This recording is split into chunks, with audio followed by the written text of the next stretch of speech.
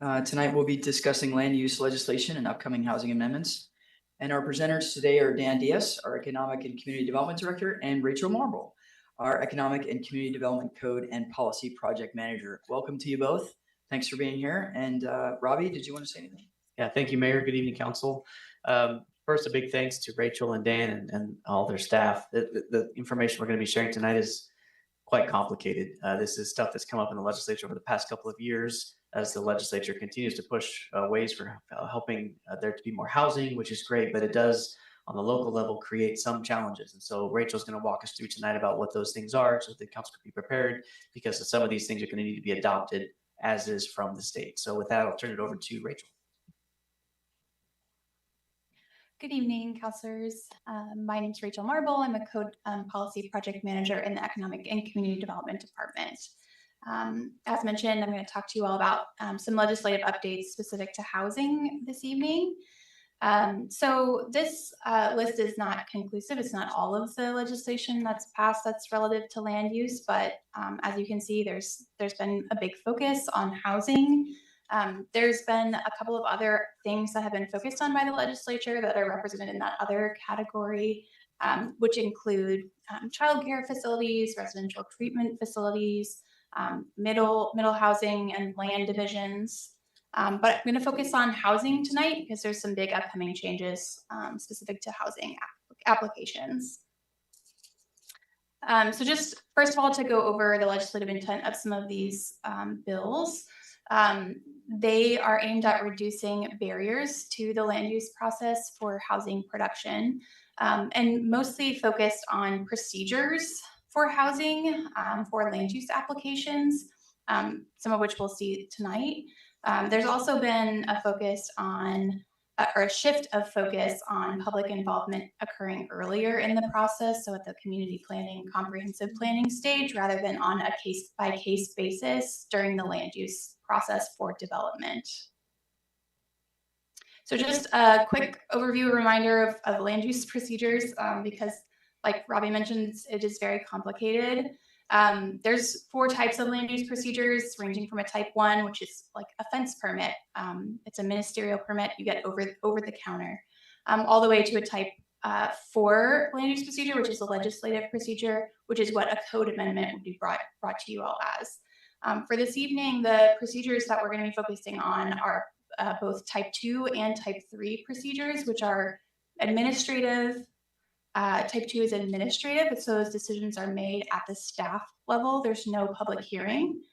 You don't see those land use decisions unless there is an appeal, which comes before you all. And those currently in our code have a 200-foot public notice radius. There's also been changes to type 3 land use decisions, which are quasi-judicial decisions. Those decisions do require a public hearing by statute, and they, in our code, require a 500-foot public notice radius. I will note that there are land use procedures set in statute for both types of these applications, and they actually differ a little bit from our code in that the type 2 procedure in the statute requires a 100-foot public notice radius. So we extended that and we over notice those applications. And then type 3 applications, similarly, they at minimum require a 100-foot notice radius for properties inside the urban growth boundary. That gets extended a little bit if you're noticing land use applications that involve properties outside of the urban growth boundary. So for example, an annexation. But we have typically over noticed those land use applications to allow more properties surrounding the development application property to be aware of what's happening and an opportunity to comment. And the last thing I'll say about these 2 procedure types in the statute is that there are certain land use procedures in the statute that establish a floor for public notices, and there are certain ones that establish a ceiling. So there are certain ones we can extend and certain ones we cannot extend. So there are 2. Councilor Embry. Thank you. So the types are also determined. It's part of the statute. Yes. So in the statute, right, or previously. The land use procedures were tied to what type of decision you were making, not necessarily the type of application. This has been a bit of a shift because the statute is now very specific to certain types of applications, not certain procedure types. So the statute talks about limited land use decisions, which are made at staff level. It talks about quasi-judicial decisions, but it doesn't talk about what specific land use applications they are talking about when they talk about those procedures. The shift I'll talk about this evening, the statute does have changes that focus more on types of applications versus just procedure types. So, sorry, so the statute just does say type 1, type 2, type 3, type 4? It calls them by their, it didn't, no. So quasi-judicial procedures are labeled in statute as quasi-judicial procedures. Okay, so these types are just, this is our code. It is, and Okay. it's Okay. consistent Okay. with other jurisdictions, how those are labeled, yeah. All right, thank you. If I can just add one more point, because we received a couple questions on that even leading up to the meeting. Our code with the types really tries to be consistent on the procedural steps, whereas within a type, as Rachel mentioned, you'll see different terminologies used, quasi-judicial or other things like that. And so if you do have any other questions as we go, we'll try to categorize those, but that's a little bit why you see the typing and then those other descriptor terms like she's using and you see labeled on the screen before you. Like the slides. Okay, so the two applications specific to housing application procedures, are the two bills that I'm going to talk about, are Senate Bill 974 and House Bill 4037, one of which was from the last legislative session, one of which was from this year. So the first item in both of those bills are some limitations on when local jurisdictions are allowed to hold public hearings to make a decision. So in House Bill 4037, this limited or prohibited local jurisdictions from using a public hearing to make a decision on applications for the development of housing subject to clear and objective standards. And then 974 limited 3 specific application types and prohibited the city from holding public hearings on these to make an initial decision. We are allowed to hold a hearing for an appeal of these. So if there's a local appeal, we can hold a public hearing, but not for the initial decision. I will note the first part of that, 4037, applications for housing that are subject to clear and objective standards is essentially all housing. So in the statute, there are requirements for needed housing, which was expanded a few years ago to be all housing. And they're all subject to clear and objective standards, meaning that we cannot be discretionary in how we make those decisions. We have to have both clear and objective standards and review procedures for those. We are allowed to have an alternative path for applicants to elect into, which is typically what you would see some of those second applications, a planned unit development, for example. That's an alternative application that an applicant is electing into to get more flexibility from the code.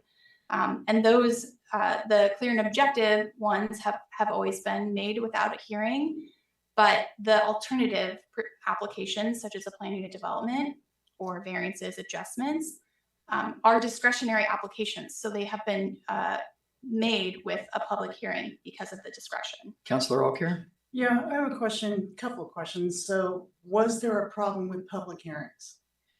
And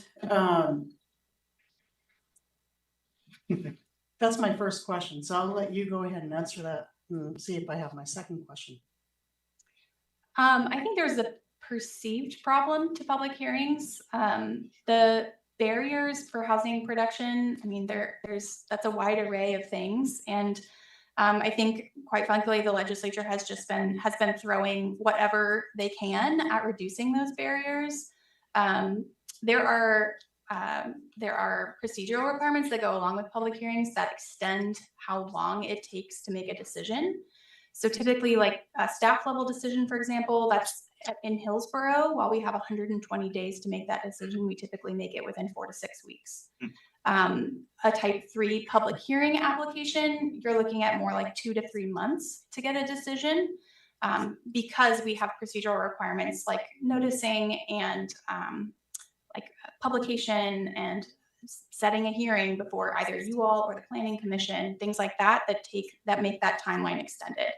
So I think in this case, it was probably an aim at reducing that timeline of land use application review to take them out of the public hearing realm and just make them all staff level decisions so that those timelines were shortened. Robbie, I think that not having any public engagement, I want to know, is your process going to be quicker and faster and allow for community to have a voice or have some input? Well, I think that's the challenge with what Rachel is sharing is this is not a city decision. This was made at the state level and legislature. They're essentially telling us moving forward, and I think she'll get to that. This is now the new norm.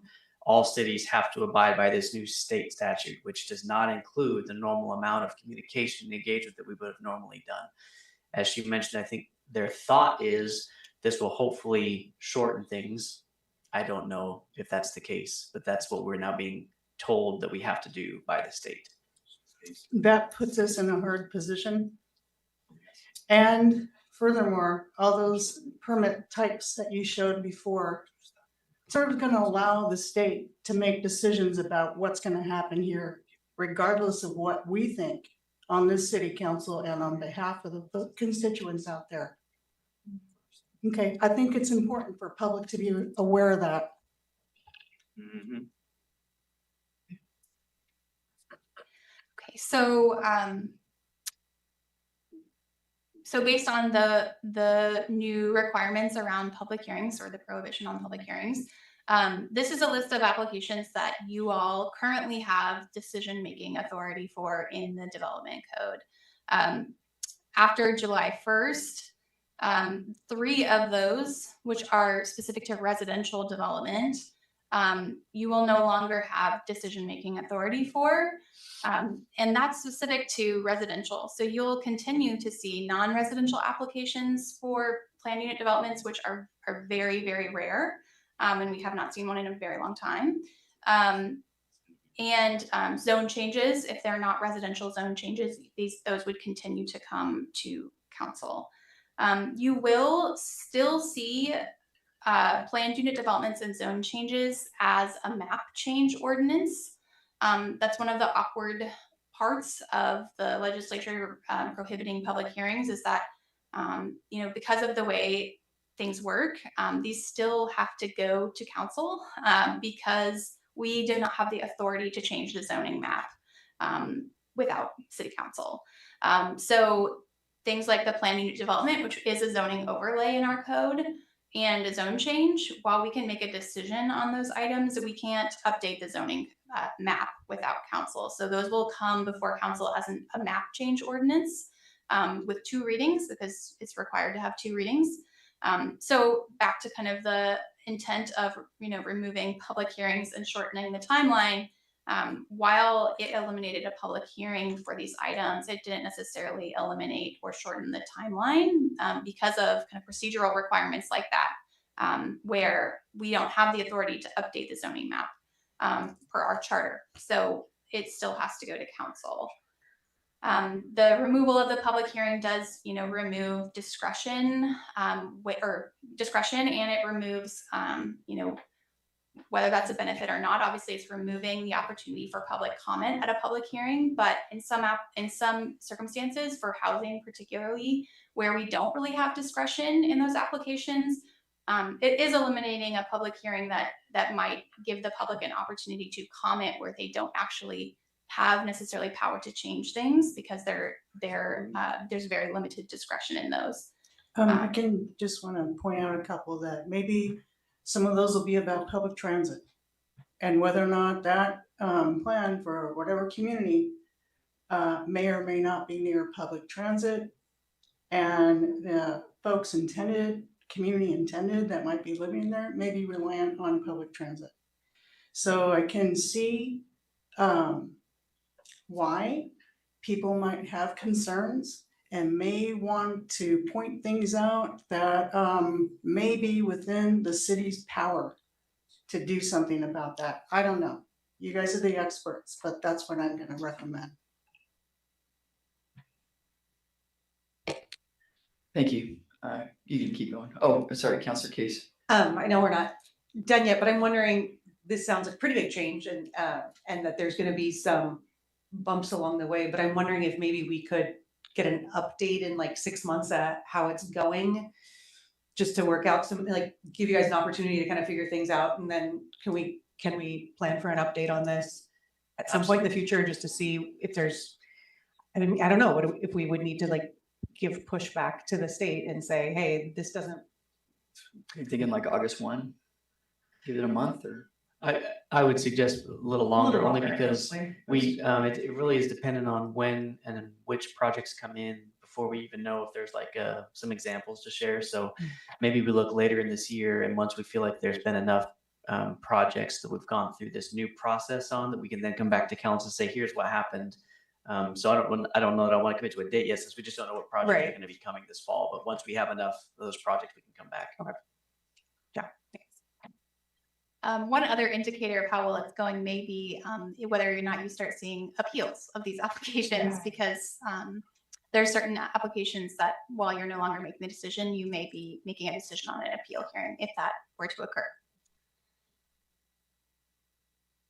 Oh, Councilor Salgado. Yep. And Councilor Sorry, I was a little Hayward. late. Yeah, I mean, I think generally I'm in support of reducing costs to build housing, right, and speeding that up. I think we all agree on that. I'm noticing that there's certain things that get passed at the state level that don't necessarily make sense for every city to completely abide by exactly how they're designed. And I feel like this is a situation, or this bill is one that is in that kind of bucket. And so I just want to use the example of what happened with the River Road project and the county, right? Legally, they followed the law as far as communicating about the project, reaching out to the people that were going to be impacted, and did all that, right? Within the letter of the law, they did what they were supposed to do, but it wasn't enough for the community. I mean, it created an uproar. There's a lot of concerns. People were kind of throwing, it was kind of throwing people's plans up in the air, and they had to figure out different routes, right? And so I think that's a good case study and lesson into how we should manage the transition into adopting this, because even though they're saying they're removing these requirements, I think we still have a responsibility and the ability to be transparent and more communicative around these projects, right? To give people more of a chance and more advance time. So I'm hoping, and I'm not offering a direction, but I'm just wondering if that's something that we're considering as staff, right? Like, because I know we care about transparency, we care about community engagement. And so this new law kind of contradicts that. So what are we doing to kind of meet in the middle, right? And make sure that we're informing the public and that there's enough time for them to respond. So I'll take that to segue into talking about public noticing. But I'll because- put you up there. Did you have a question, Councilor Harris, before then? Yeah, my question is on the other slide you have there. Sorry to hear, but I'm going to ask it, I guess. After July 1, applications council no longer decides residential PUDs, major mods to PUDs, or zone changes for PUDs. And I understand the map still have to be changed. Who does make those decisions after July 1? All three of those will be staff level decisions. So say the staff level says we're approving the zone change for this location, and then you say, hey, now we need a map change from city council, and we say, no, we don't like it. Is that possible? I mean, could that happen theoretically? I mean, so sort of what's the point of staff making this? I mean, can they get a permit without a map modification, I guess is my question.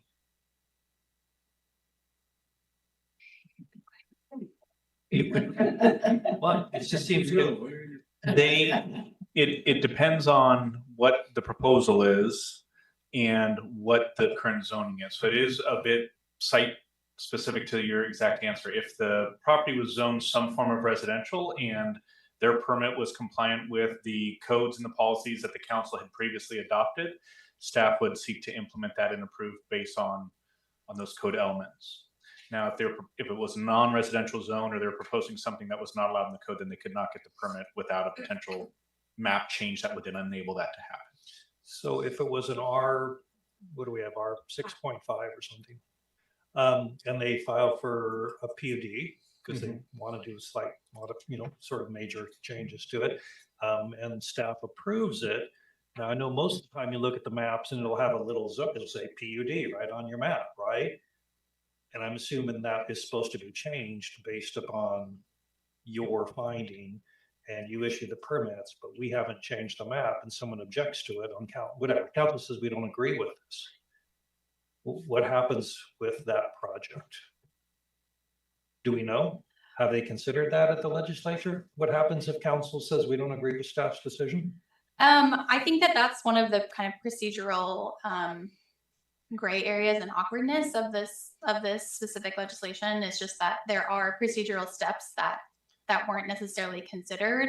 I think the just elimination of public hearing was kind of just a mandate, and there wasn't necessarily thought put to this kind of procedural question. I would think that again, no one's tested this because this is not how it's ever been done. So I would think that in that case, say an applicant, we approved a plan unit development and council did not approve the map change. I would think that they would still be within their right to appeal to LUBA, to the Land Use Board of Appeals, based on a procedural error on our part. Whether they win that or not, that's up to the court, but they still would have a remedy, whether that's through circuit court or the Land Use Board of Appeals. And I would just add, if I may, before the follow-up, is that keep in mind that a lot of this too is reducing the discretion. So this is not just a fully opinion-based art show critique. It really is staff assessing based on very prescriptive standards of allowance or some degree of variation to those standards. So the discretion there, and this is something we work on within the staff, the consistency of what we are deciding to either approve or not approve, or approve with some conditions of approval, should be pretty closely aligned to what council would have weighed in on and set in the form of the policies and the zones that we're applying. And so our hope would be is in terms of maintaining updates and in discussion with the council in terms of overall housing policy and production, that in a decision made by staff, in this case on a planned unit development, while still requiring a council decision to officially amend the ordinance in the map, there should not be many, or especially many, significant deviations. And if there are, then that probably warrants us having a more refined policy conversation of what is it we're trying to see overall in the codes and the standards in applying to then future projects that may come in. Thanks. Just one quick comment. I agree with that. I think if we're aligned on values, I think that's going to be happening. The point, I guess, part of my point was to find out the answer to that, but also to point out that sometimes in Salem, the legislature passes laws that have unforeseen circumstances. They create local conditions over which we simply have no control. I also want to get back to, I'm sorry. No, that's the 6-month check. Yeah, that's the 6-month check-in. Yeah. Thank you. 10 points to Gryffindor for your question. And then I did want to get back to Councilor Salgado's question. I didn't want that to get overlooked. So do you know it, or you want to ask it again? Yeah, I was just wondering if there's any consideration to that, right? Because we value transparency, we value community engagement. So are we gonna go above and beyond what the state is gonna set at the minimum bar? Yeah, so I will talk about a few circumstances in which. And no is a completely acceptable answer because I know Yeah. this got passed, right? I just want to make sure that we're thinking about that because, even though the impact was to a very small amount of people, it was a real impact to those people around River Road, right? So the more time we give people, I don't see how housing or a building a complex is going to create the same sort of barriers for people, but we don't know, right? So we got to get ahead of it. So, yeah. Yeah, so I will talk about a couple of things that where we are strictly prohibited from doing anything more, and then areas where we could potentially be creative and find solutions to be more transparent and offer a little bit more notice. We do have a couple more questions. We have Councilor Anvery and Councilor Allcare. Councilor Anvery. Thank you. So for in the previous slide, the zone change, the map change, that is under council because of our charter. Yes. Yes, and is that generally true for cities? Yes. Okay. Yeah. All right. And are there plans to change that? Not that I know of. Yeah. No, and not just for the sake of moving in the presentation. Part of the reason for that is when we do a map change, for example, we are officially changing the ordinance. So if we were to soften council's authority there, you might lose additional authorities to really set the ordinances of the city, which is your policy Yes. responsibility. And then Councillor Allcare. So can you give us some examples of why you would need to come to council to vote on anything? You have, I just want to be clear, if you can give some examples of why you would need to come to us. Sure. So after July 1st, after the changes. Whenever. Oh, yeah. So, I mean, council still will hold the decision-making power on annexations, on development code text amendments, which is, there was one before you this evening, comprehensive plan amendments. So North Hillsboro and that land use plan, correct? Does that include North Hillsboro? Like a community plan for that area? Yeah. Yes. Okay. That would still come before council. That's not changing. So those first, 4 items are not changing as far as the decision-making authority on those. Those will remain. And for those 3 applications crossed out, any non-residential versions you would also see for those. So for example, a zone change in North Hillsboro, that's an industrial designation, you would still see the decision for that because it's not a residential zone change. Is that inclusive of the lands that were considered for 1586? No? No, one way maybe to just restate council's authority to answer the question is anytime we are setting policy, what do we want areas of the city to be used for or become?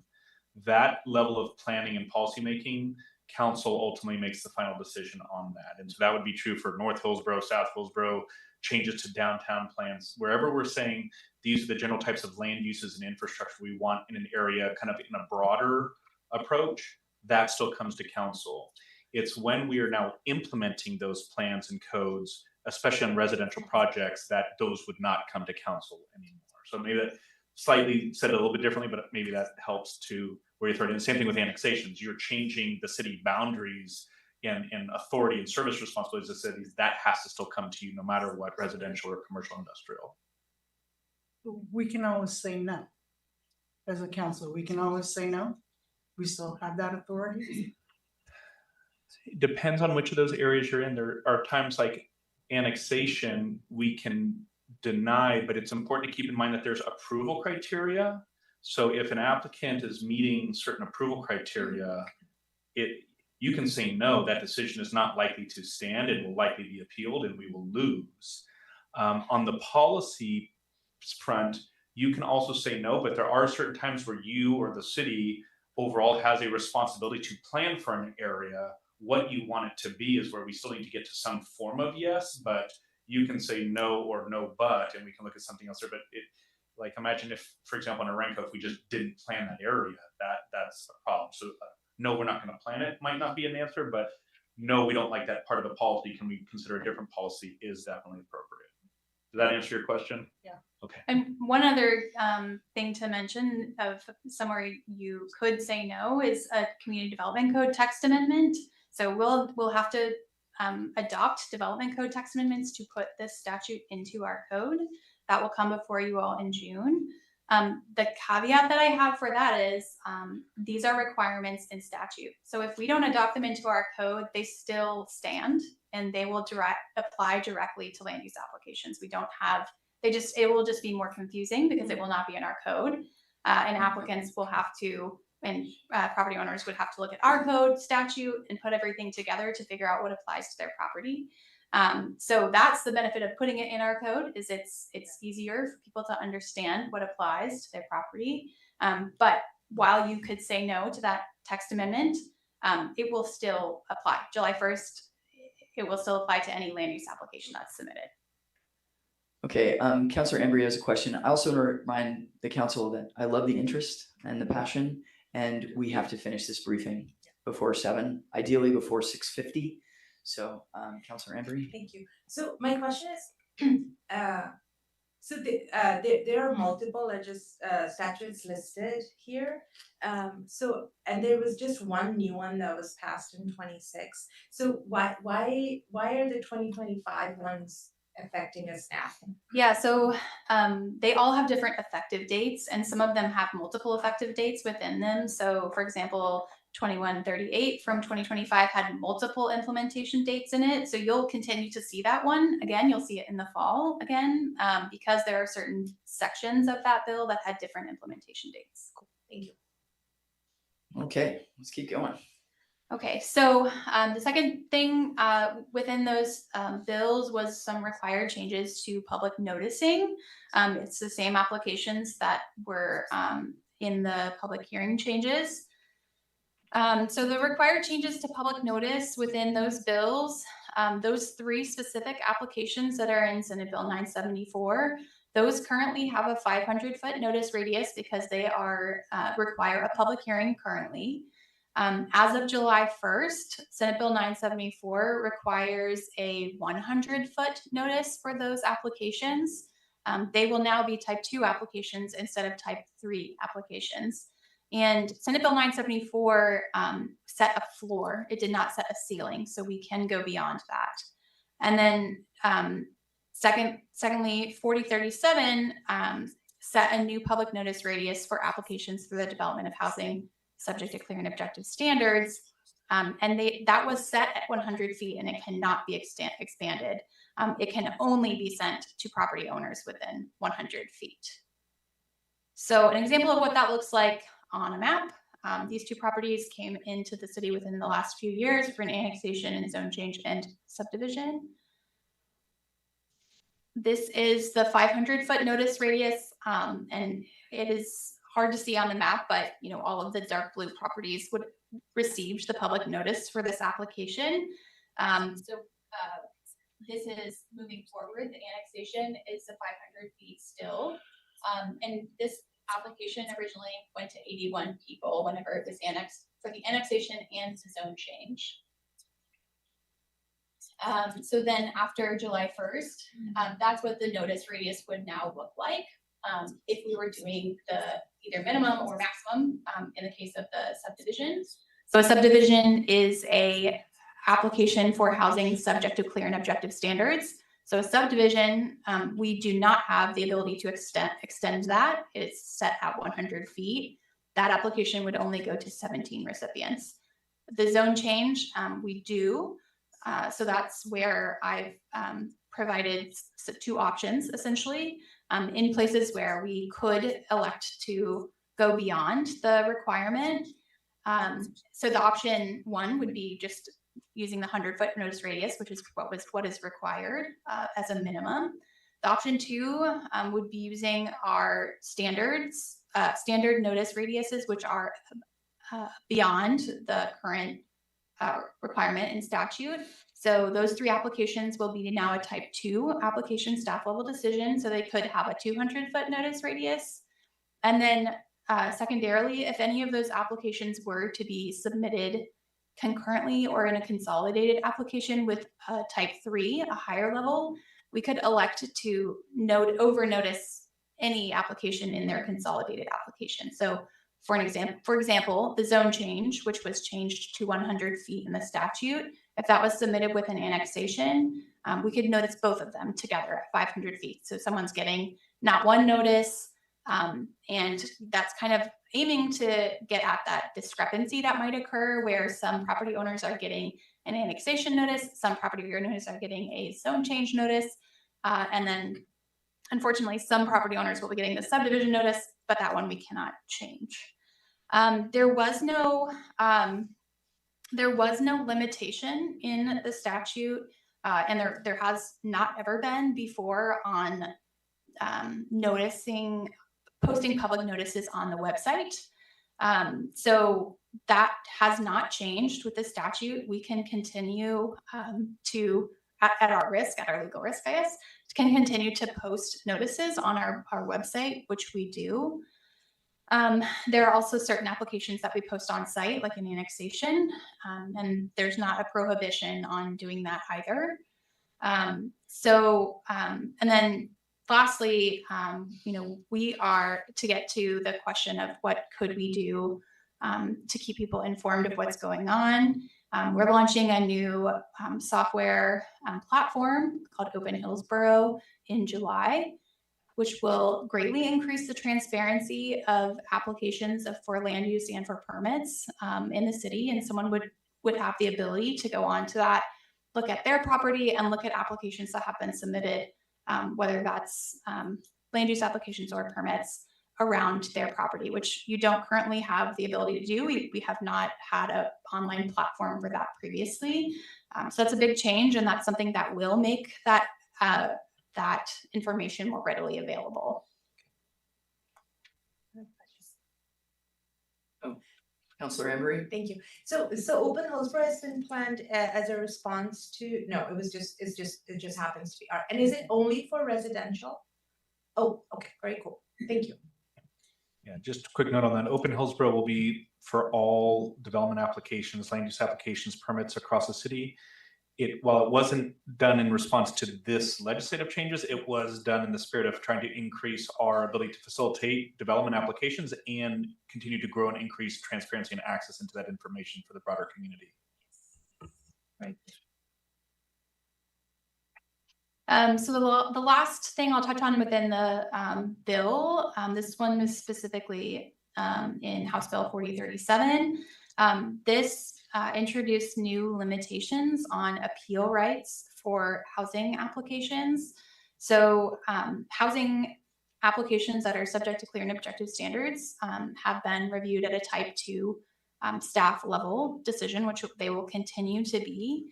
However, previously or currently in our code and in statute, anyone who provided written comment on an application had standing to appeal.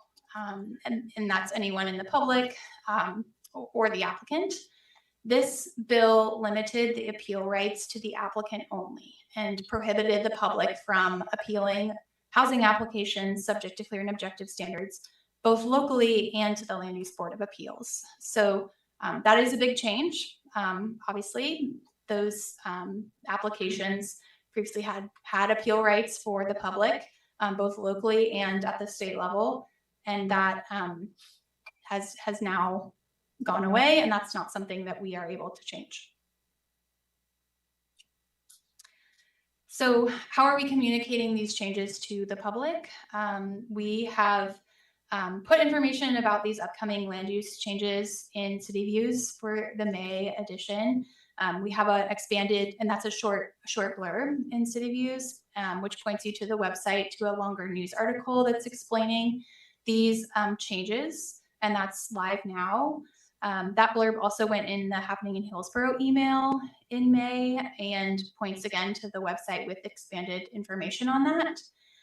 We also have a website or a page on the code amendments section of our website, which has information about upcoming code amendments because these changes are going to be adopted in more than one code amendment. We will be including information flyers in the permit center and in libraries in June after this goes into effect, and then also include information on the reader board in the permit center. Beyond those things, which are going into effect July 1st, there are some other upcoming changes, which are both required by legislation, but then also as a part of our implementation of our housing production strategy, which was readopted last year. So some upcoming changes in the fall, like I said earlier, House Bill 2138 had multiple implementation dates. One section of that, for example, for middle housing had a section that introduced changes that will be effective January 1st of 2027. That is that we now are required to allow detached plexes. It also included some refinement of the cottage cluster standards, which is a type of middle housing. It also included some required density bonuses for middle housing specific to affordable and accessible housing. So those will be included in a code amendment in the fall, and they will be effective January 1st, 2027. Sorry, quick question. What Counselor Case? is a detached plex? Is that like what we saw today where it was like the two, I mean, those are duplexes technically, but. Those are attached. Those were Yeah, attached. right. So typically plexes are attached. So it's like a duplex, for example, is 2 units that share a common wall on one piece of property. That a few years ago, I guess, I will say that kind of all standard also changed because plexes, duplexes, triplexes can now be subdivided by right through a middle housing land division. So they don't have to be 2 units on one lot. They can be 2 units on their own lots. Detached plexes are, for example, a detached duplex would be two essentially detached units on the same lot sitting next to one another. So from the street, it's going to look like 2 single family homes. I'm not touching you kind of thing. Wouldn't that just be a single family home? Yes, correct. Can I just say thanks for doing this work so that and figuring it all out for us? The cottage cluster refinement also included a requirement to allow attached cottage clusters. So again, there's a lot of changes, and I think that again the aim is to greatly increase the housing production, reduce barriers. I think in doing that, there are a lot of things that have introduced more confusing ideas. And there are a lot of things like the middle housing requirements that unfortunately we are tied to some of those state definitions. We can't deviate from them, and we're going to be required to report on our housing production of some of those, like plexes, for example. So while it would be nice to just put in the code, like build whatever you want at a certain density and with certain standards, we are tied to those housing type definitions in statute and in rule. So they are confusing and probably will continue to be even more confusing as more of these housing types are introduced. Okay, thank you. Let's keep rolling. And then that's in the fall. In the spring, we are set to work on a code amendment that will implement a couple of our actions from our housing production strategy, specifically the 2 actions that are aimed at increasing housing, multi-dwelling housing, both in our standard multi-dwelling zones and then in mixed use and commercial zones. The policies for those were set with the housing production strategy, and this will be implementation of that. There will be policy options that will be a part of that, and that were also kind of outlined in a housing code audit that was completed last year. And those items are a reflection of our housing production strategy, not a state statute. So those are items we will have choice in how we implement them. And then the other action was action 1.4, which was talking about refining middle housing development standards. Some of those did overlap with HB 2138 once we adopted the housing production strategy. So some of those will be required and some of those will be kind of are up to us to set locally. And with that, I'm happy to answer any questions. Thank you very much, Rachel. And Dan, any questions, any further questions, I should say? Councilor Embry. Thank you. So we'll get the updated slides because I thank you for adding especially the beat slides. That's it. Councilor Harris. Going back to one of your slides, you have slides. Please use the mic. Put it closer to you. Sorry. Going to one of your slides, it said policy direction on notice, and you have three options actually. Are you asking for our feedback today? Yes, it's actually just 2 options. Okay. And it includes, so the option 1 in orange is just following statute. The default. Yes, and the option 2 would be electing to provide a greater notice radius for the applications that we can. Okay, so looking at the 2 option 2s, I guess, are those involving different types of applications, or is the green one would that apply to all of these types? No, because you got type 2 and type 3. So you're talking of two different notices based on what kind of applications are necessary to complete the project. Correct. Yeah. And based on whether it's consolidated with other applications or not. Okay. And so you could go up to, right now, your current under a type 2 is a 200-foot notice. So you're suggesting that could be an appropriate thing for also type 2s. And type 3, currently we're at 500 feet, which is the old statute, I think, right? So you're suggesting we could go up to 500 feet on these notices. And so my feedback on that is since the legislation also limited the ability of individuals to appeal, I think the more information to the decision makers early in the process is almost required. And it doesn't give these folks who maybe live 382 feet further away the right to appeal anymore, but they should have a right to know and be able to be heard. So my personal feeling is we should stick with the current 200, 500 feet for these two types of the type 2 and type 3s. That's my feedback to you. So you want option 2?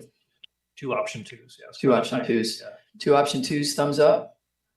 This is notifying as many people as we can. Councilor Alker, Can you give me an idea of what? do you mind please using the mic? Thank you. Yes. Can you give me an idea of what that looks like? The first option, number 2? What does that look like? 200 feet away. What is that notice going to look like?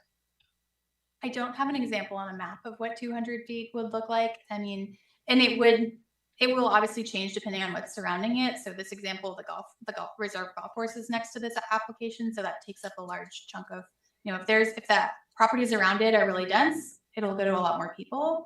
But I mean, it would be in between essentially this and this, that it would go to. How many feet are we in here? If you stood on a football field at a goal line at a touchdown and you went about 2/3 of the way to the other touchdown, that is the distance around the entire outer boundary of the applicant property that we would look in. Any properties that touched that buffer is what we would grab. But if you think about it, it's not quite a full football field. It's about 2/3 of that. And how big would the sign be and how many signs?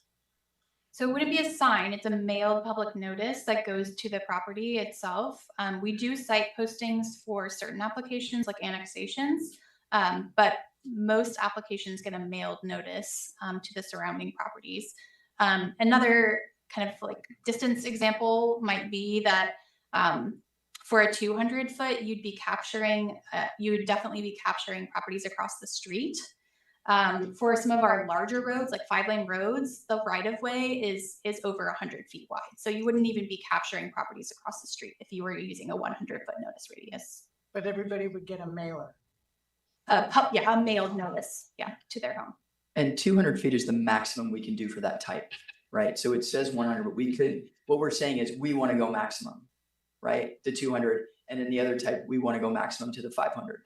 That's what I'm seeing from the thumbs up right now. Okay. I have a question. Well, actually, Councilor Alker, are you finished? I wanted to get a sense of the space. Okay. That you were describing of those options. Because I know that in the past, there have been notices given out to the public, and it might be on something that's smaller than this. And from a distance, like from a road. So that's why I'm asking, what is that supposed to look like with those 2 options? Thank you. Thank you. Councilor Embry? Thank you. My question is, I have forgotten. That's okay. You can ask it over email. Thank you so much for the briefing. We really appreciate it. And for the time that it took to go through all the new statutes. Thank you for going through that and explaining it out to us today. Really appreciate it. All right. May 5th, 2026 Economic Development City Council Council meeting. Thank you for joining us this evening. The translation services, for translation services, please use the QR code on the poster on the left-hand side of the room or on the front page of your agenda. For those of you who do not know, the City Council also serves as the Hillsboro Economic Development Council, which is the city's urban renewal agency. Tonight, we will hold the Hillsboro Economic Development Council meeting, also known as the HEDC, and then we will move on to the City Council agenda. But first, you're probably wondering what is going on up here at the dais. We often point out the importance of developing future leaders in our community, and I'm proud to say the future is here right now. Tonight, we have the honor of sharing the council dais with our friends from the Hillsboro Youth Advisory Council, otherwise known as YAC. So can we give them a round of applause, please? Yeah.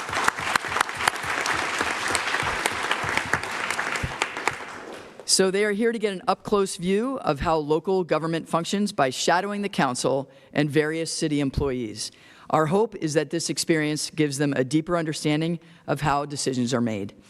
These are exceptional students and community members, and we are very grateful that they care enough about our city to not only participate in the Youth Advisory Council, but to spend their free time shadowing us at tonight's City Council meeting. The YAC do have a hard stop of 9 p.m. tonight for their shadow time, as it is a school night. When we get close, I will call for the city manager report and ask for a brief recess while the YAC excuse themselves, and then we'll resume the remainder of the agenda. Lastly, one update to tonight's agenda. The post-council work session has been postponed to a future agenda, and that will be announced at a later date. And with that, let's proceed with tonight's business, and I will lead the HEDC meeting, and then Anna Kapler will assist me in leading portions of the City Council meeting. Anna is shadowing me as the mayor today. So I invite you, actually, you ready? You want to take it? Let's do it. All right. I invite you to join me in the Pledge of Allegiance.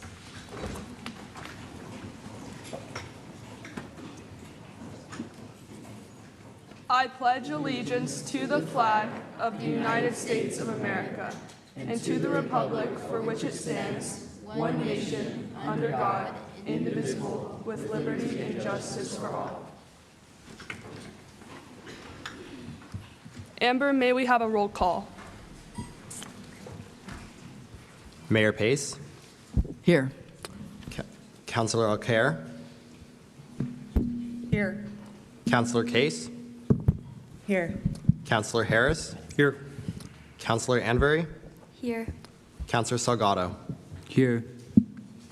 Great. Our first item to consider is the HEDC minutes from September 2025. Do I have a motion to approve the HEDC minutes? Harris so moves. Thank you. Do I have a second? Salgado seconds. Thank you. Is there any discussion? May we please have a roll call? Councillor Alcaire. Aye. Councillor Case. Here. Councillor Anvery. Here. Councillor Harris. Aye. Councillor Salgado. Aye. Thank you. The motion passes. On to new business. Item 3.1. Consider adopt. Actually, you want to take it from here? How do you feel? Yeah. Go for it. Go right Item 3.1, consider adopting a resolution authorizing the sale of real property in Jackson East North area to the city of Hillsboro. Resolution number 94-26 is available. This item corresponds to item 8.3 on the May 5th City Council agenda. Do I have a motion to adopt resolution number 94-26? Harris so moves. Thank you. Do I have a second? Salgado seconds. Is there any discussion? May we please have a roll call? Councillor Alcaire. Aye. Councillor Case. Hi. Councillor Anvery. Hi. Councillor Harris. Aye. Councillor Salgado. Aye. Resolution number 94-26 is adopted. We have no other items to consider on the HEDC agenda, so the HEDC meeting is adjourned. And I will open the May 5th City Council meeting. We already conducted a roll call for the HEDC meeting, so we will not do another roll call as the same members are present. Our first presentation is an announcement of the Oregon Mayors Association 2025-2026 If Our Mayors Student Contest winners. So I'll come down off the dais and to continue this presentation, and I'll have Anna join me. Come on down.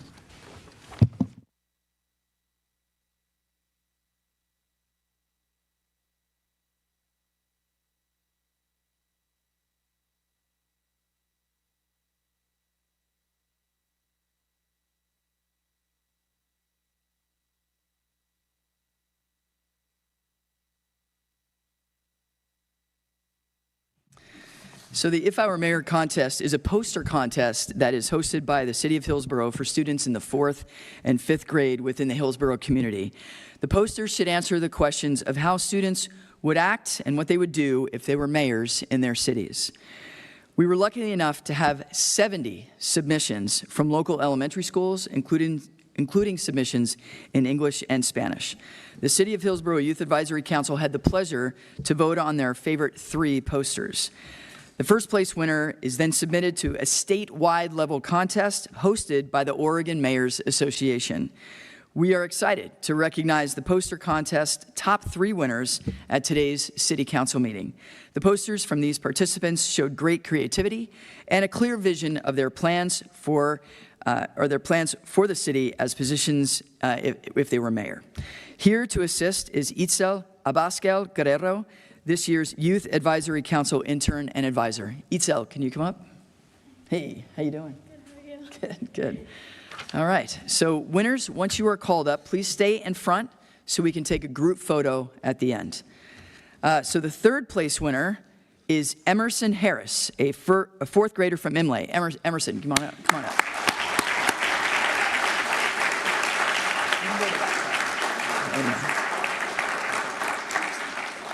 Right over here. Congrats, Emerson. Ready to go? Emerson is receiving a gift card and a certificate for their accomplishments. Let's please give another round of applause for Emerson.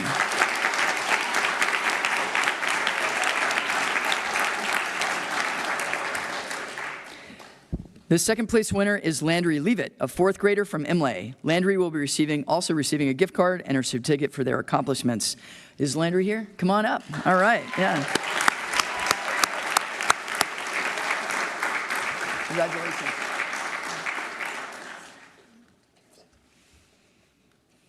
Right on. Okay, and our first place winner is Evelyn Preston. Come on up. Congratulations, Evelyn.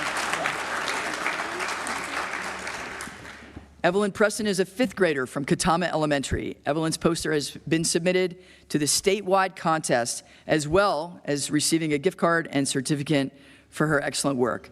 Results of the statewide contest will be announced later this month. So congratulations to Emerson, Landry, and Evelyn. I welcome the city councilors and the Yak Shadows to come down and join us for a big old group photo with the winners.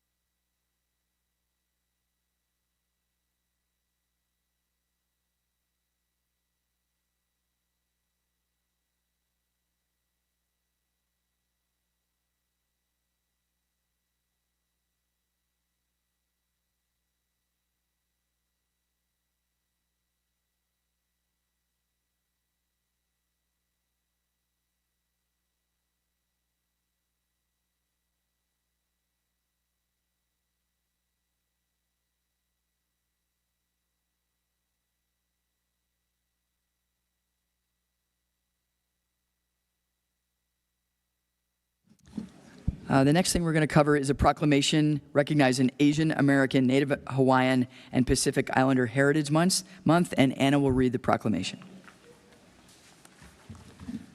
Whereas Asian American, Native Hawaiian, and Pacific Islander ANHPI Heritage Month is observed during the month of May to recognize the contributions and influence of ANHPI to the history, culture, and achievements of the United States. And whereas, for more than a century, Asian American, Native Hawaiian, and Pacific Islander communities have made valuable contributions to all areas of life in Hillsboro, including government, business, arts and sciences, medicine, education, and law enforcement. And whereas the City of Hillsboro acknowledges the vast diversity and pays tribute to all ANHPI community members who have striven, fought, and sacrificed for a brighter future for the next generations. And whereas racism and discrimination against ANHPI people, which increased in the wake of the COVID-19 pandemic, is currently experienced by our neighbors here in Hillsboro. And whereas we recognize the negative impact of institutional and structural racism, past and present, and pledge never to repeat the egregious acts of historic discrimination committed, including the incarceration and relocation of Japanese Americans during World War II, the exclusion of Chinese in the 1880s, and the Muslim ban of 2017. And whereas the City of Hillsboro is committed to being proactive to building a safe and inclusive community where ANHPI communities feel safe, included, represented, and celebrated, especially acknowledging our immigrant communities as Hillsboro officially became a sanctuary city in 2017. And whereas diversity represents one of our greatest strengths, and by recognizing the heterogeneity and richness of the many ANHPI cultures in Hillsboro, our city celebrates the importance of inclusion to building a stronger community for all. And now, therefore, be it resolved that I, Anna Kapler, on behalf of the Mayor of the City of Hillsboro, Oregon, do hereby proclaim May 2026 as Asian American, Native Hawaiian, and Pacific Islander Heritage Month in Hillsboro, and I call this observance to the attention of all our community members, encouraging all residents of Hillsboro to share in this by learning about and celebrating the generations of Asian Americans, Native Hawaiians, and Pacific Islanders who continue to enrich our community.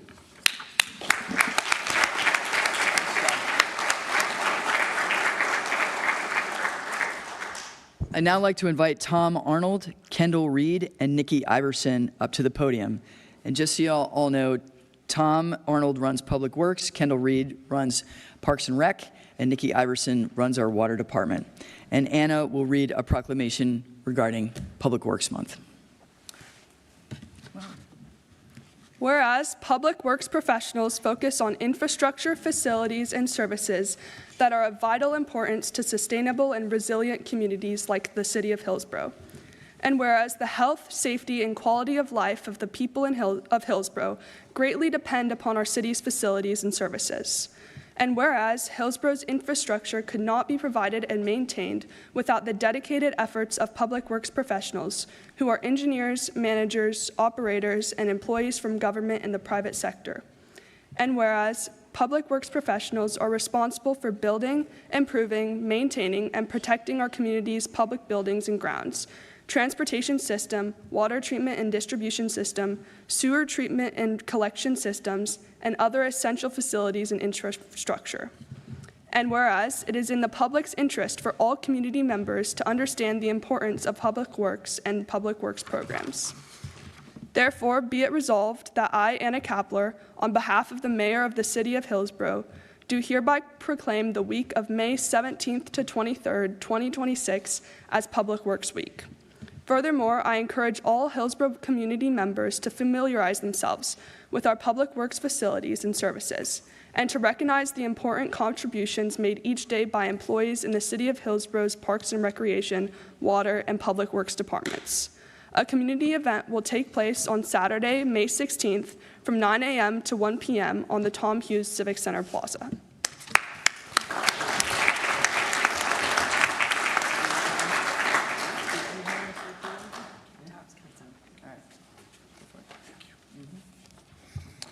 Okay.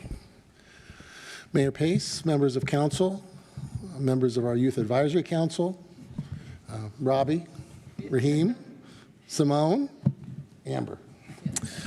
On behalf of the many public works professionals from our Parks and Recreation, Water, Community Development, and Public Works Department, I thank you for this recognition. The national theme for Public Works Week in 2026 is Rooted in Service, Powered by Community. This theme underscores their dedication and overall service to the community. These professionals are passionate about their work, whether it is developing and maintaining our parks, outdoor spaces, our urban forest, the many recreational and fitness programs, our commitment to deliver safe, reliable drinking water with special recognition to a new water source, the new Willamette water supply, the care and attention given to our public buildings and grounds that we're in right now, and our public roadways, sidewalks, sanitary sewer, and storm drainage systems that serve our community daily. To celebrate, we invite you to join us on Saturday, May 16th for Public Works Day on the Plaza, right out here in downtown Hillsboro. We will be alongside the Saturday Market, where there will be numerous tables and equipment displays to look at, and staff will be available to answer questions and discuss their work. The kids love it, so please stop by and say hello. Thank you. Awesome. Thank you, Tom. Thanks.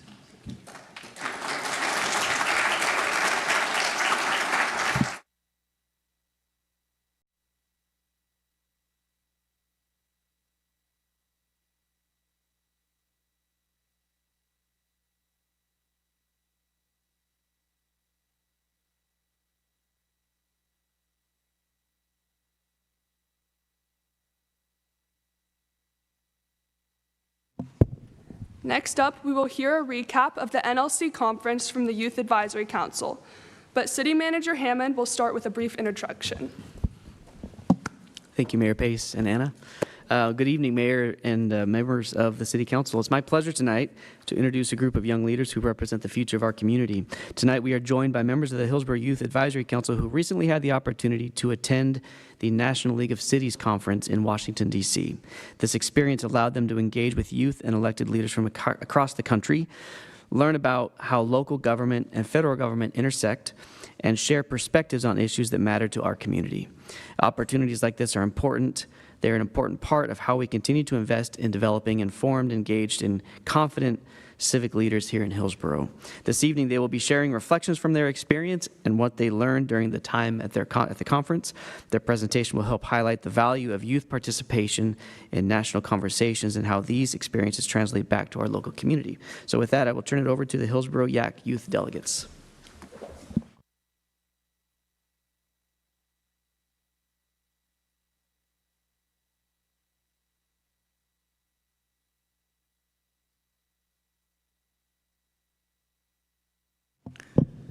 So for the YAC members who are going to be providing testimony, please press that center button when you're prepared to speak. If you are not speaking, do not press the center button because then everybody will hear you saying other things. So whoever's going to go first, press that button and go for it.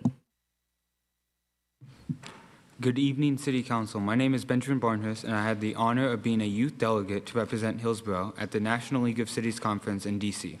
Now the other delegates will introduce themselves. Good evening, Council. My name is... Please pull those mics real close to your face and go ahead. Good evening, Council. My name is Bridget Harrington.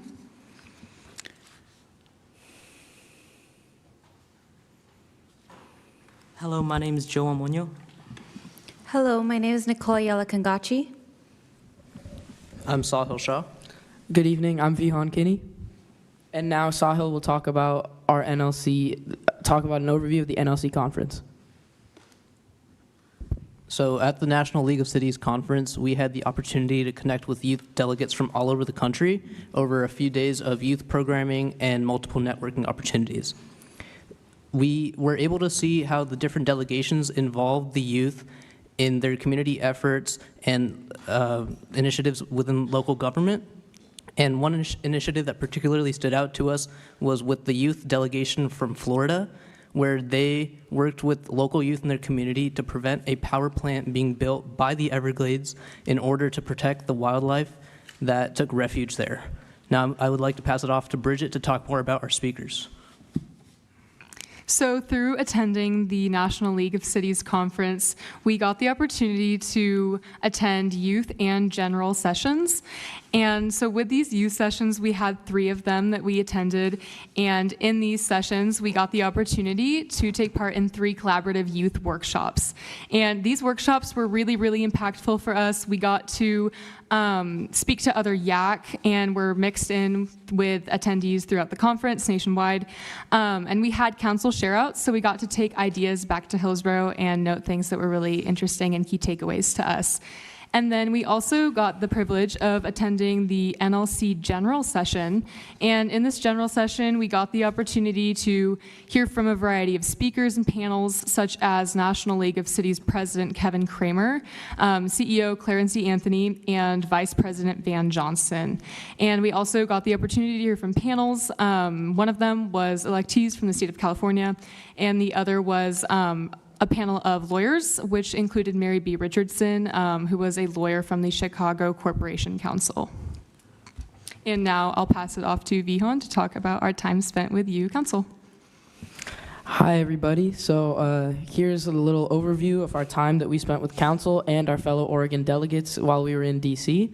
So first, as you can see on the left, we went to Carmine's Italian Eatery, where we had some great pasta.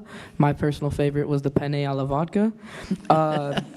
We also got the chance to network with our fellow Oregon delegates and our city council members at the League of Cities reception, and that was a great opportunity for us to get to know one another. And also, finally, we got to go and take a tour of our nation's capital with Council, and that's a great memory for me because we got to learn more about our nation's history and the capital history. And now I'll pass it off to Nicole to talk more about our experience at Hill Day. I have to start with Hill Day being an invaluable experience. I cannot be more grateful for the opportunity to attend this incredible event. I and Joe had the privilege to speak directly to our representative Suzanne Bonamici and Representative Maxine Dexter. These experiences were incredible, not to just build our public speaking skills, but to actually have conversations about things that we are passionate about, such as education and immigration reform. Hearing from our representatives be able to speak about their perspectives on national issues and local issues that affect us directly as youth and as members of our community was inspiring, and really I cannot be more grateful to be able to have these conversations and to be in a place that is just so monumental to our nation's government and to our nation's history. We also had the privilege to go to Senator Ron Wyden's office, where Bridget was able to speak about the future Women's Sports Center, which is really exciting news. We also had the privilege to hear from Senator Jeff Merkley, which was again really inspiring and eye-opening to hear all these diverse perspectives.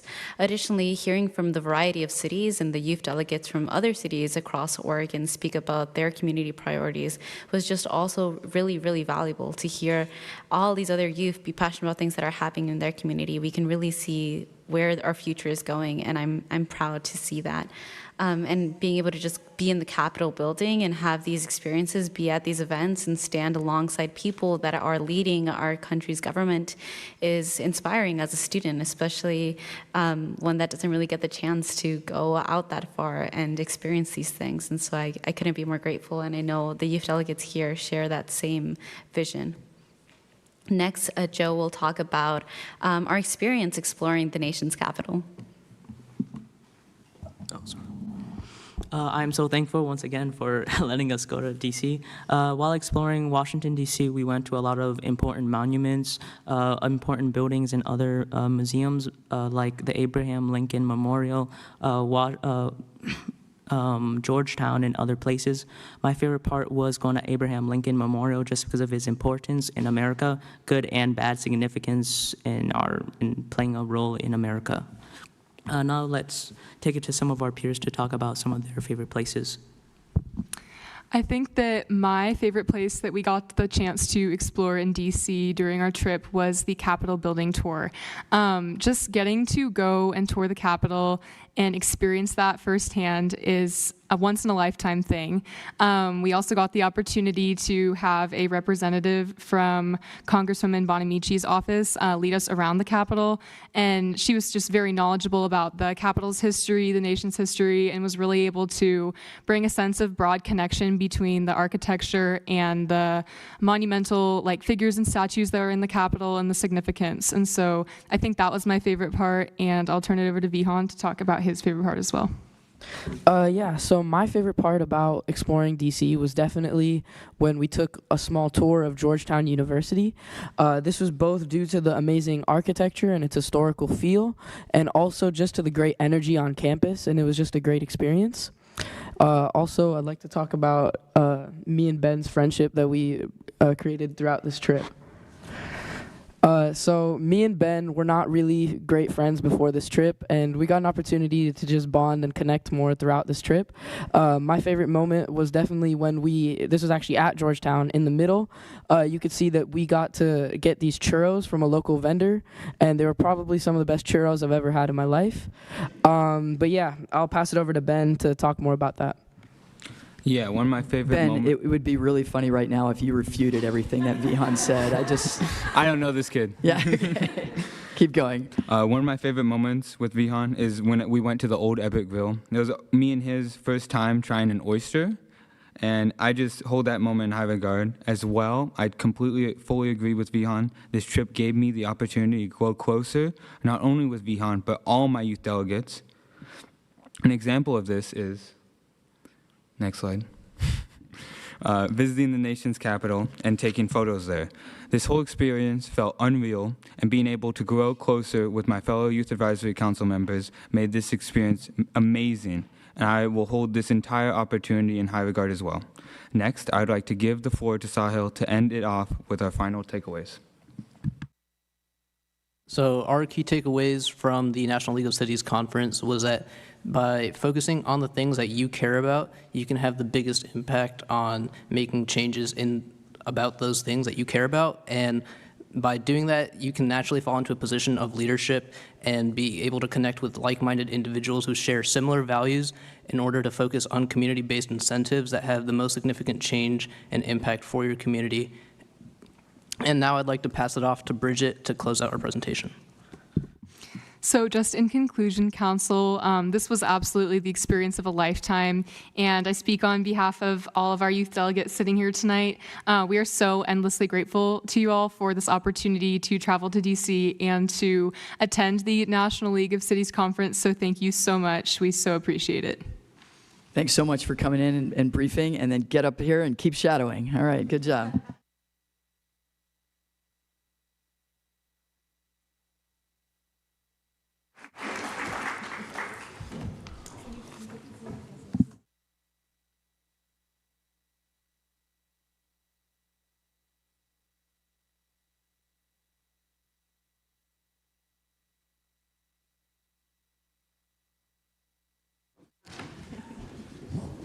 Okay, moving on to item 2.5, appointments to the Public Engagement Committee. We have two candidates, Bridget Harrington, who happens to be right here, and we have Pallavi Pandey.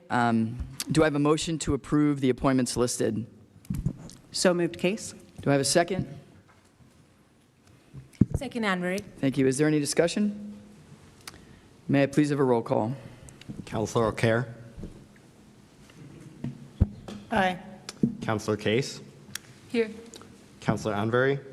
Hi. Councilor Harris. Aye. Councilor Salgado. Aye. The motion passes. And now we're going to move to public comment. But before we jump into public comment, I did want to take a moment to recognize Councilor Anvery. It's her birthday today. And we also have Joe. It's his birthday today, too. Can we give him a hand? Right on. And then I also want to recognize Kinza Arik. It's her birthday tomorrow. So happy birthday, Kinza. Way to go. Yeah.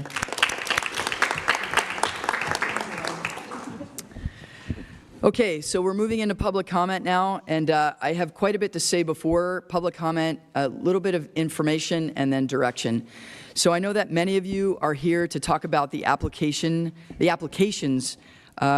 recently submitted, the E-zone applications or enterprise zone applications recently submitted by data center developers. Thank you all for coming to make your voices heard, and we look forward to hearing them. I did want to let you know, before you speak, please know that this flurry of enterprise zone applications is in response to House Bill 4084, also known as the Economic Development Bill. 4084 was passed to improve Oregon's ability to retain and attract business, and that's all business, not just data centers, and includes businesses that bring jobs and data centers and other opportunities. So just before House Bill 4084 passed, there was a group of legislators that added a moratorium amendment to this bill to stop data centers from receiving new enterprise zone tax abatements. And the moratorium goes into effect on June 6th. So if you are here to testify about the moratoriums, that's great. We'd be happy to hear from you. But I want to let you know that this has come from the state. And the moratoriums have been put in place and added as an addendum to House Bill 4084 to put that moratorium in, and that came from legislators. So I just want to let you know. This moratorium has caused data centers to apply for enterprise zone applications, or to apply for the enterprise zone abatement now, so they could take advantage of the enterprise zones. And so the way I equate this is that if you were going to make a large purchase and you heard that there was going to be a sale, let's say you were going to make the purchase later, but you heard there was a sale now, you go and make that sale, or you go and make that purchase now, because the deal is happening now. So I just wanted to let you know that this is a state law, and we must abide by the state law, and we are happy to listen to you tonight, but I just wanted to let you know that. And you should also know that Council President Harris recommended that staff look at all issues surrounding data centers in the last meeting we had, and we are in the process of doing that. Staff is looking at that. So again, we're happy to hear from you, but please know that these data center developers are applying for E-zone applications as a result of state law and the legislators who instituted the moratorium. Thanks. All right, so moving on to public comment information. Persons wishing to speak tonight will be recognized at this time. If you are here in person and wish to speak, please fill out a yellow card and hand it to the city recorder right over there. When I call on you, please join us at the 2 tables up front and speak into the microphone so those on Zoom can also hear your comments. We do have a translation tool, so community members can speak in their language of choice, and the city recorder can display the translation on screen. Gracias a todos por estar aquí y hacer oír sus voces. Queremos escucharlos. Valoramos a todos los miembros de nuestra comunidad.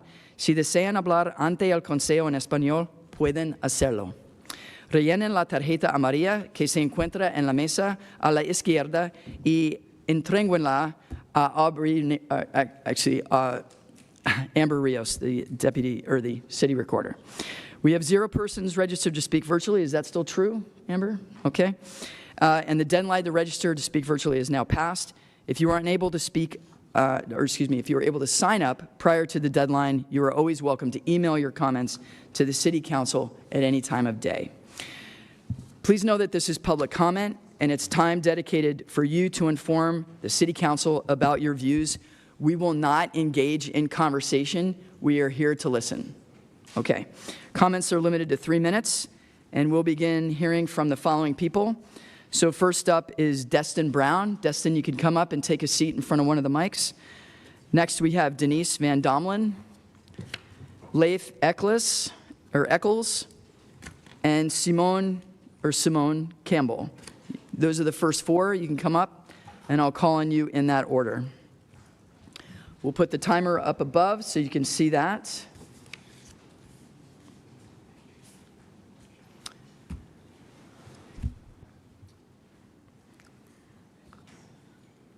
All right. So for those of you who are not speaking, make sure your mic is off. Destin, you are first, and take it away. You have 3 minutes. All right. Good evening, everyone. My name is Destin Brown. I'm the Executive Director for the Hillsboro Farmers Markets. I came here tonight to thank you all for the city's financial investment and partnership with the farmers markets, and to share what that support has delivered for Hillsboro families, small businesses, and community connections. On the surface, the markets are real economic infrastructure. At a minimum, over $2.14 million in sales happened through the farmers markets last year. And we only expect that to grow as we do. Those dollars that stay local and support farmers, food producers, and small businesses. But the markets are more than that. They're also a major community asset. More than 200,000 people visit our markets, farmers markets, each year, and that is citywide impact. With markets in historic downtown Hillsboro, Orenco Station, South Hillsboro, and now our newest market at the streets of Tannisbourne, We are meeting residents where they already live, work, and gather. We deliver direct community benefits beyond shopping.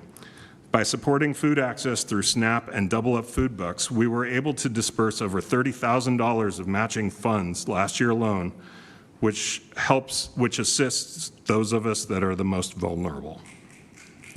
We work hard to make these programs, I'm gonna check my time here. We make hard to make these programs visible, welcoming, and easy to use. We also invest in education and family programming. Our Market Sprouts program helps kids learn about food, farms, and the environment in a hands-on way. And What's Cooking demonstrations help families turn seasonal ingredients into real meals. All these programs depend on support from the markets, the city, and the community.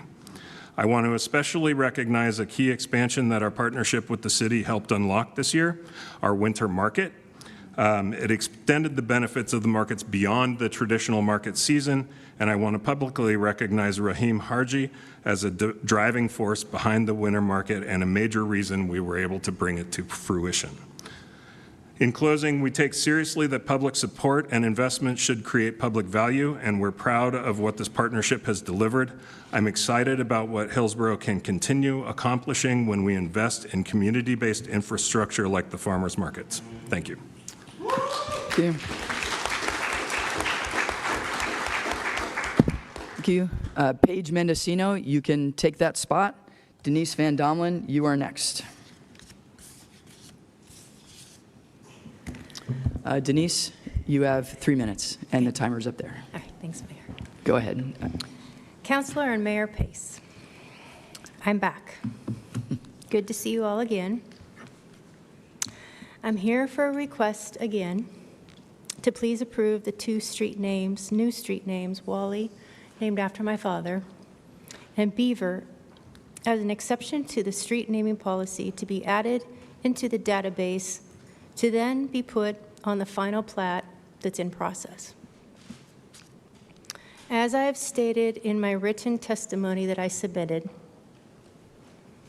the names meet the various criteria for several reasons.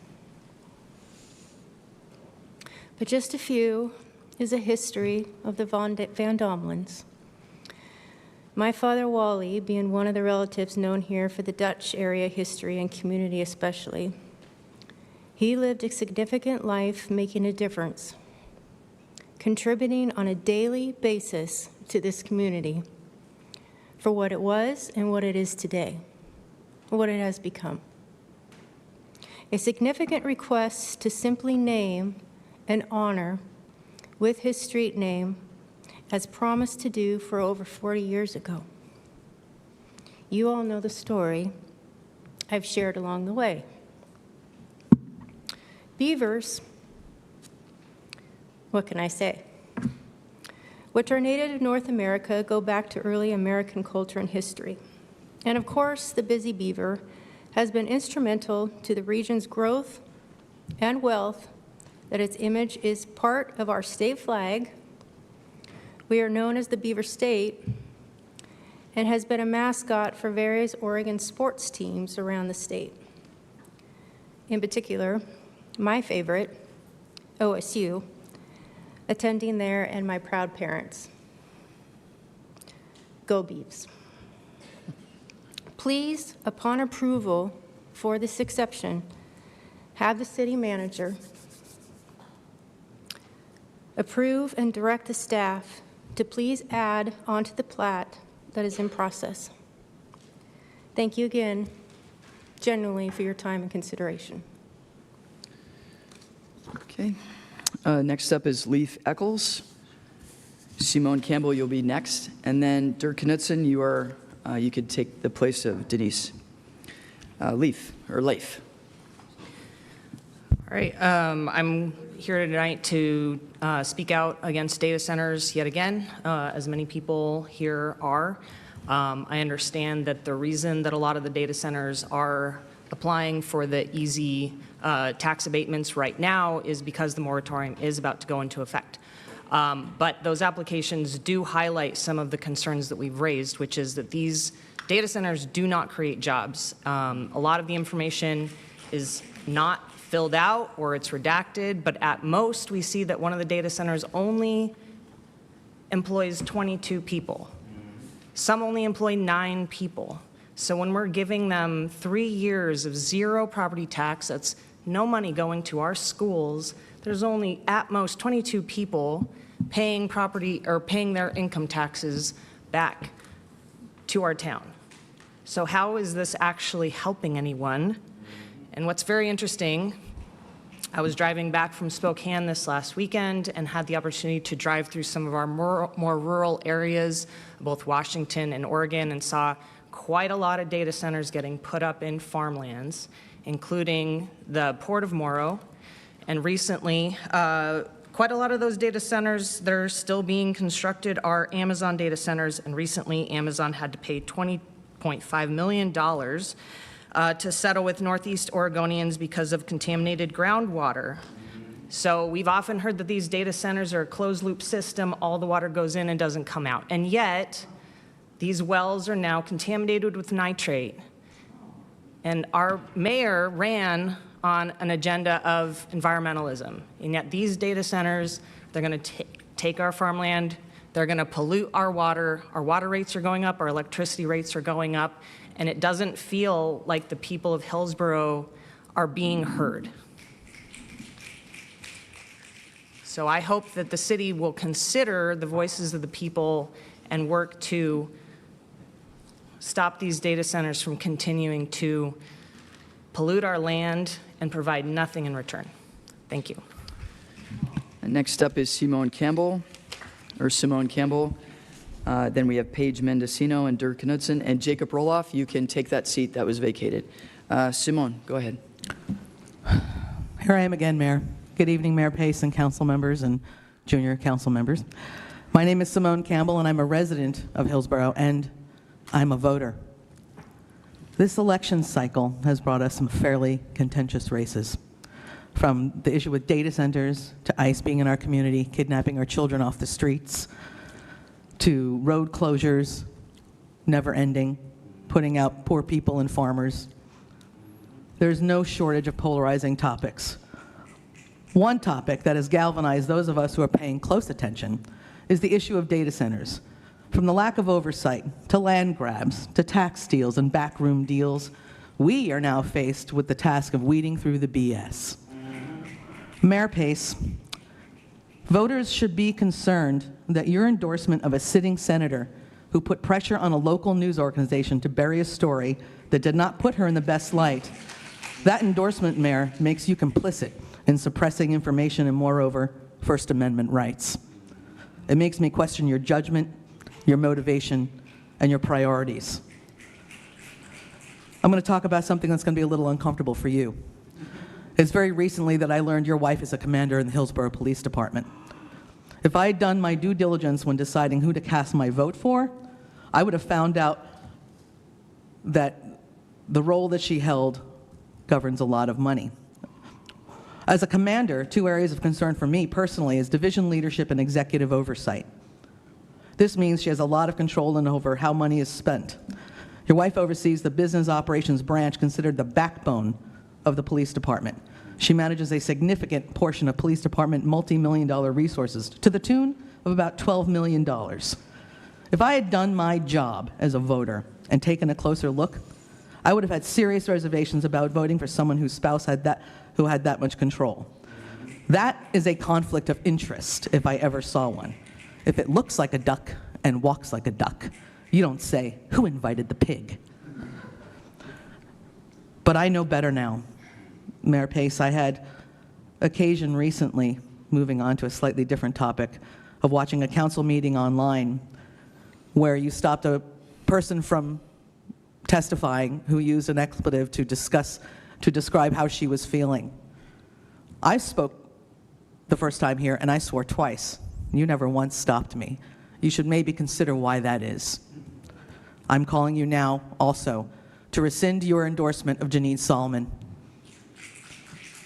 In not doing so, we will make sure that you are a one-term mayor, because we are not going away, and as we're not going away, people are joining us, and the group is getting larger. I encourage you to look at all that's going on around here. Thank you very much. Thank you. Next up is Paige Mendocino.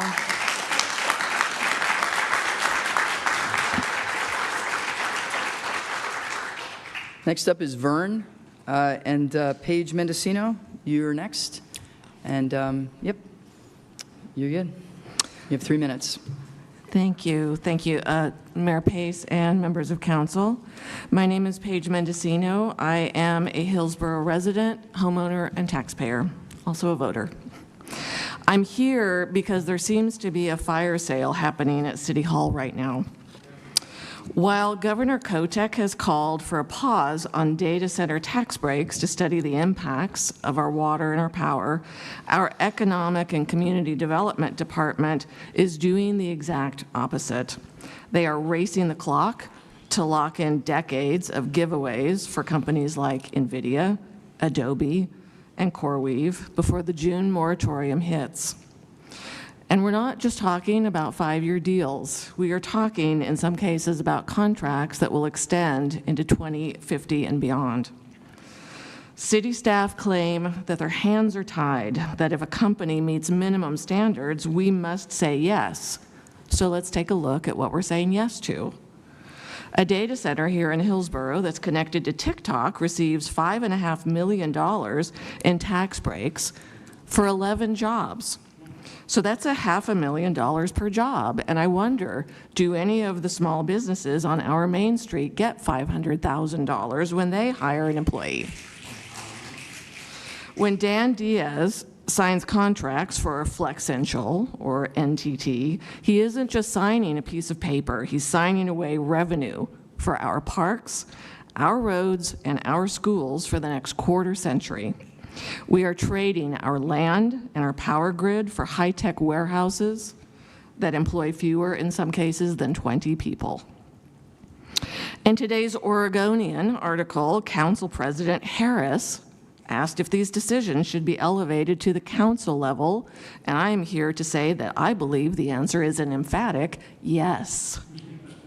Claiming staff has no latitude is a policy choice. It's not a legal destiny.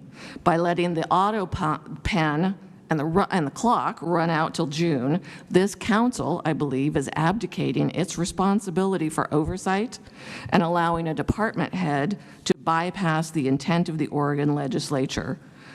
We cannot wait for discussions. I am calling for an immediate stay on the Economic and Community Development Director's authority to sign any further enterprise zone agreements. Every pending application for NVIDIA, Adobe, CoreWeave, and beyond must be pulled and brought before this council for a public hearing. If, in fact, these deals are good for Hillsboro, then they can surely withstand the light of day. Thank you very much.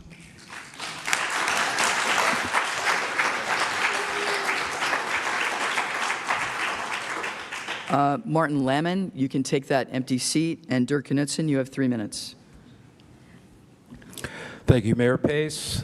I want to thank the YAC for having a great quote in the report, and that is, politicians should unite us, not divide us.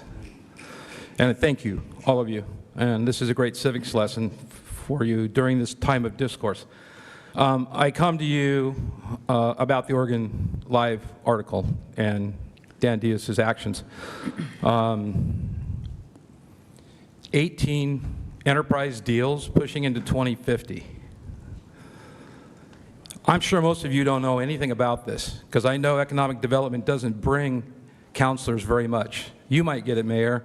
Maybe Rob got it. But I don't believe that happened. And Mr. Diaz is under no obligation to rush. It looks like he's hurrying this up. And he's known for being a great real estate guy. People in the real estate community I am say he's like the guy, like he's doing more deals than anybody. So maybe you can't do anything with what Dan did, and Rob, this is up to you and some lawyers to figure out and the rest of the council. But what you can do with Resolution 2550 that created this whole mess is you have some actionable items I'd like you to think about taking immediately. One is you can change our zoning. You can do that quickly. Hillsboro has 2 areas in our industrial park that do not allow data centers. You all can have an ordinance revision that will apply. These data centers with these commitments do not have what is called a vested right under Oregon law until their land use plans are done. So I'm saying open the book up, open the code up, insert some restrictions, right, Rob, you're hearing me? It can be done quickly. Forget about fighting what Dan did. I know legally that's probably not even possible. I also want you to exercise home rule. I brought this before you before. We have a 3.5% franchise fee. Portland has a 1.5% privilege tax or privilege fee. So if we cannot stop this shopping experience that you talked about, Beach, which is really a free truckload of money reserved for the future, if we can't stop it, I'm asking you to immediately look at a privilege tax of 1.5% on top of the 3.5 and apply it to not just data centers, because that would be illegal. Apply it to all energy users over 20 megawatts, over 50 megawatts. You pick the number. It might affect Intel, but guess what? Record stock, let's get something back from them. Lastly, I want to have transparency. I want these agreements made public. I do not want to have to pay to get copies of them. I'm having to pay $1,800 to get some copies of documents that should be on the website that aren't. So lastly, please take a look at Dan's office and do some restructuring. It's out of control. It really is. Jacob Roloff is next. Karen Jocelyn, you're up and you could take that spot. That'll be vacated in a moment. And Jacob Roloff, you have 3 minutes. Good evening, councilors and mayor.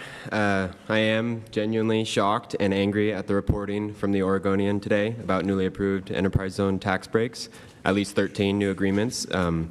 As Dirk said, every single one signed by Dan Diaz.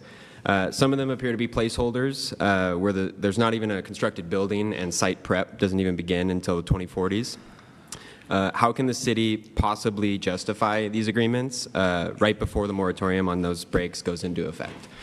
Although the names of the companies were redacted in the list of applications, they were easily removed and revealed nearly to be all data center operators like NTT and Digital Realty. Digital Realty, which is 25% owned majority by BlackRock and Vanguard, who manage over $20 trillion in assets. So why is our city allowing them to get tax breaks at the expense of our county and schools? The mayor is constantly mentioning and bragging about our new police station, which required no new taxes, and others never forget to mention the various fees we charge these data centers. None of it benefits the county or the schools. And with the speed of technological development, these facilities will likely bring in new equipment and qualify for tax break renewals. I hear from you all that Hillsboro and our county is an economic hub of our state. We seem to be leaving our county and state totally out of the equation for these agreements, and it cannot continue as schools close and budgets falter. I personally live in the county, but not in the city limits. I cannot vote any of you out of office for these terrible decisions, nor can I challenge your position in an election. My son will live with the ramifications of these facilities for years to come, you all need to get a lot more creative in your treatment of this destructive industry. Even Council President Harris is quoted in the Oregonian article as saying the decision to sign long-term deals just before the state's moratorium raises questions. I believe this could be a point where we need to have a discussion. That point should be today or the next meeting. Part of that discussion should be in the replacement of Dan Diaz as Economic Development Director. He seems to be playing at real estate czar instead of developing a dynamic economy. Likewise, I think this mismanagement should warrant a new city manager, and although I voted for the mayor when I lived in city limits, I now think voters should consider seriously a recall due to the relationship with landowners invested in further expansion of these extractive facilities. The schools and the people of the city and county deserve representative leadership and a livable world for tomorrow, and they're just not getting it.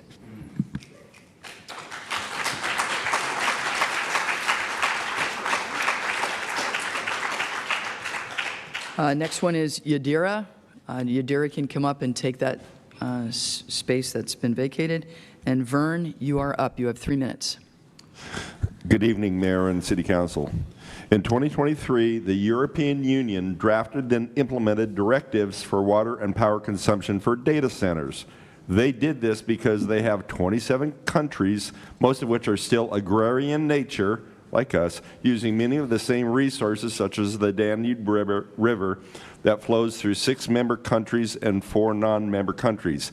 The water usage efficiency, WUE, which everyone is going to start hearing a lot more about that, is a standard they're using.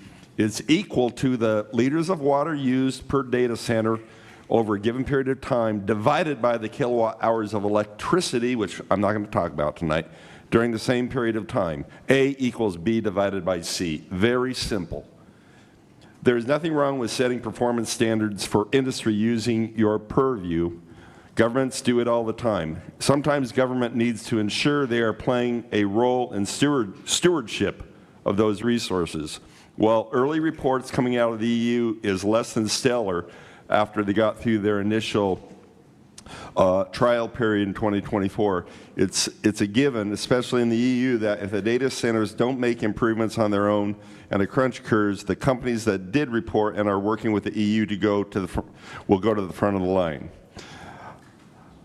Hillsboro's population increased 14% from 2015 to 2025. Our population of data centers during the same time period bloomed from 7 to 19 in 2025. So it's almost tripled in 10 years. And now it's going to get even better, right? Stewardship is a byproduct of leadership. Our City Council has a chance to demonstrate leadership and stewardship by taking action and setting goals for data centers while encouraging self-reporting of these companies at some level. Give us something. Consider incentivizing them through a participation reporting system.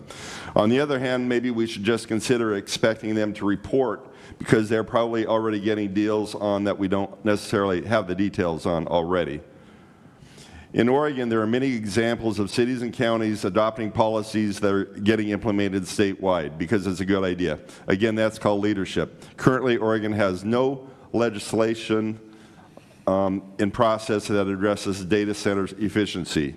It died in committee a couple of years ago. Some of you sitting on this council are trying like heck to make noise and draw attention to the fact that not everything is tenable, while hopefully mitigating risks to our future. To those, we say thank you. That's all I have. Thank you. Okay, next up is Martin Lamon. Martin, is that you? Okay, hold tight. Jody, you can come and take the spot vacated by Vern. Martin, you have 3 minutes. All right. Good evening, Mayor Pace and members of the City Council. My name is Martin Lehman, and I am a resident of Hillsboro. I'm here tonight to formally present a legislative framework I've drafted called the Commercial Resource Impact Surcharge Ordinance. I have provided the city recorder with a double-sided economic brief, which you should have in front of you. If you look at the front page, you'll see the core issue. Right now, the average Hillsboro resident opens their utility bill to find that roughly 70% of what they owe is dedicated to fixed service charges. These costs subsidize massive infrastructure expansion scaled entirely for 24/7 demands of hyperscale data centers. It is vital to acknowledge why these centers are here. They are drawn to Hillsboro by a unique convergence of trans-Pacific undersea and international fiber cables. They aren't just here because of property tax breaks extending into the 2050s. Because they are anchored here by the physical fiber network, it is time they pay their fair share for the local physical resources they extract.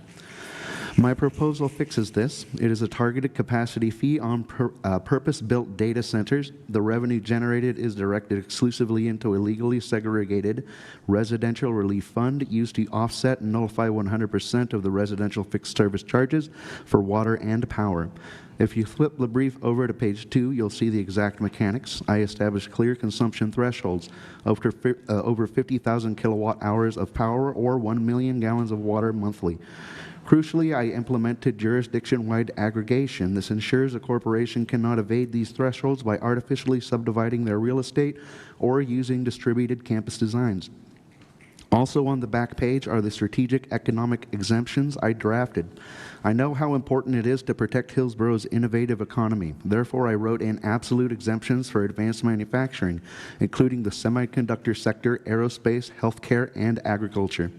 I also incentivize high-value job creation by waiving the surcharge entirely for anchor employers with over 1,000 local employees.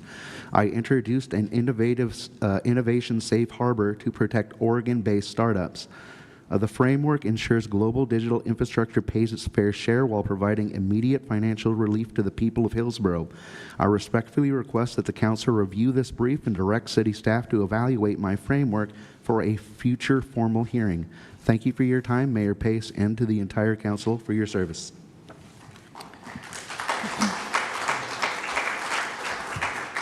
Next up is, not to speak, but Aaron Nichols, you're next to take the seat. And next up is Karen Jocelyn. Karen? Magic. Hi, I'm Karen Jocelyn. Thank you for being here. And this is, I'm feeling a little overwhelmed because I'm not going to talk about data centers, although I could go on.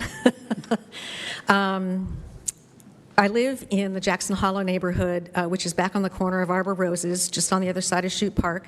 I think I met you when you came to my door campaigning. Didn't know a lot about Hillsboro, Oregon, until we moved here 10 years ago when my son started at the U of O.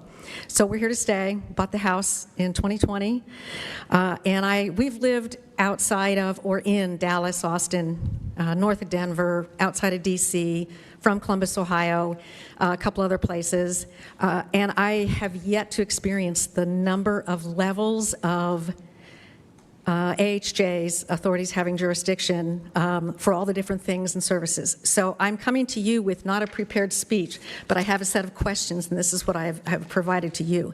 I just wanted you to have a little bit of context. I just don't know where to go to get answers. I don't know how to follow this. The whole airport thing and the hangars popped up out of the blue to me. I think it probably came up on Facebook somehow because I am retired, finally, from an engineering company. I was a big part of the PDX current expansion, the T-Core redevelopment. I finally retired, so I try not to follow too much stuff. So I'm familiar with all of these things, but I come to you having experienced this outside of Columbus.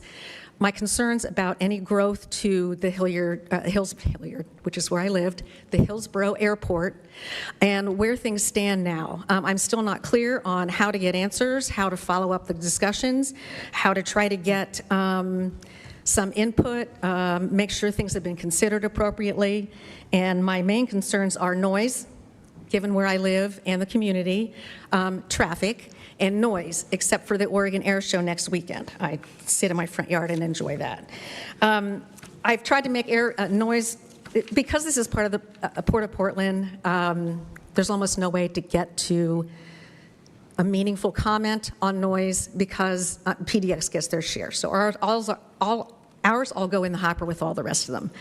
So the questions I can leave with you if I don't get through them, but number one would be, I'm curious as to if any requirements have been included that will prohibit any airport structures here at HIO for being used to house people, either short or long term, by any authorities, including but not limited to city, state, county, or any federal entities. Hopefully that's in the development agreement, that would be prohibited.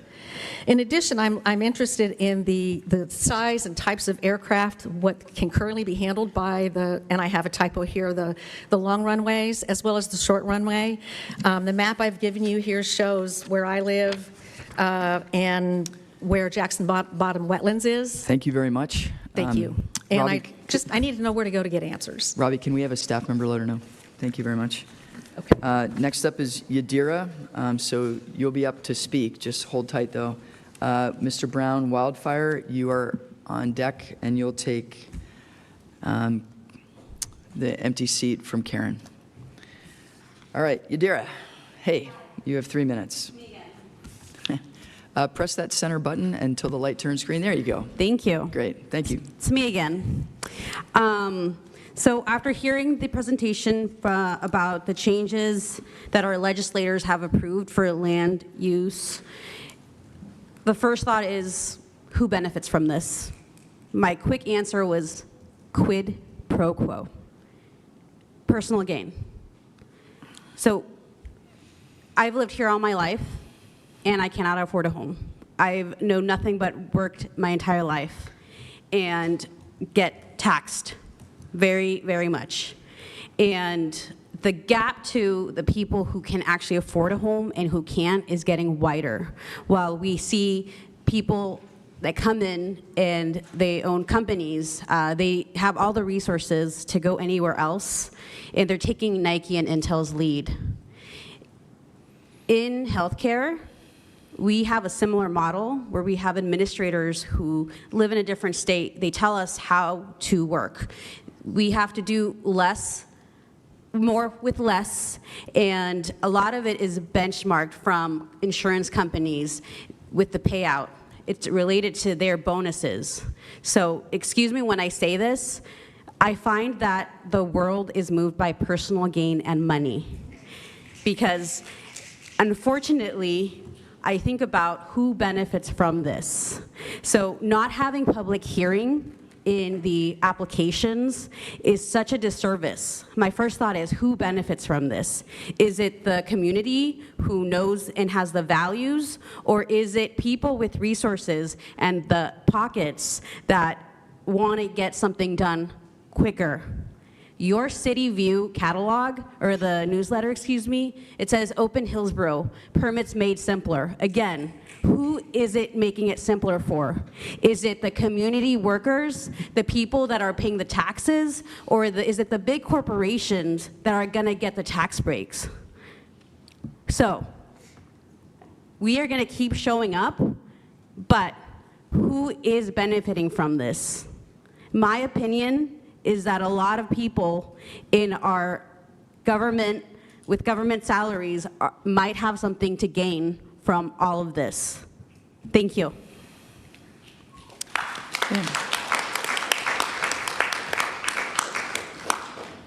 Kimberly Culbertson, you can come up and take your dearest seat. And Jody Clark-Lampa, you have 3 minutes.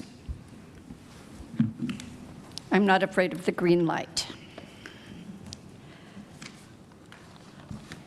Originally, and I'm going to refer to City Views, originally when I was asking about why the community didn't know more about data centers coming in or that how it was going to be voted on, I was told it was all in here. It was all in City Views. So I went home and I checked for 4 months worth, and it wasn't there. But now we have it because we've stood up and complained. Now, we've been standing up and complaining about other things, and we will continue to stand up and complain, but here's my concern. For tonight's agenda on the work session, later on, deep, they're going to be discussing counselor conduct towards each other, which should be okay by now, and public conduct during meetings, and whether or not we can comment. You guys have the right to pull our ability to comment.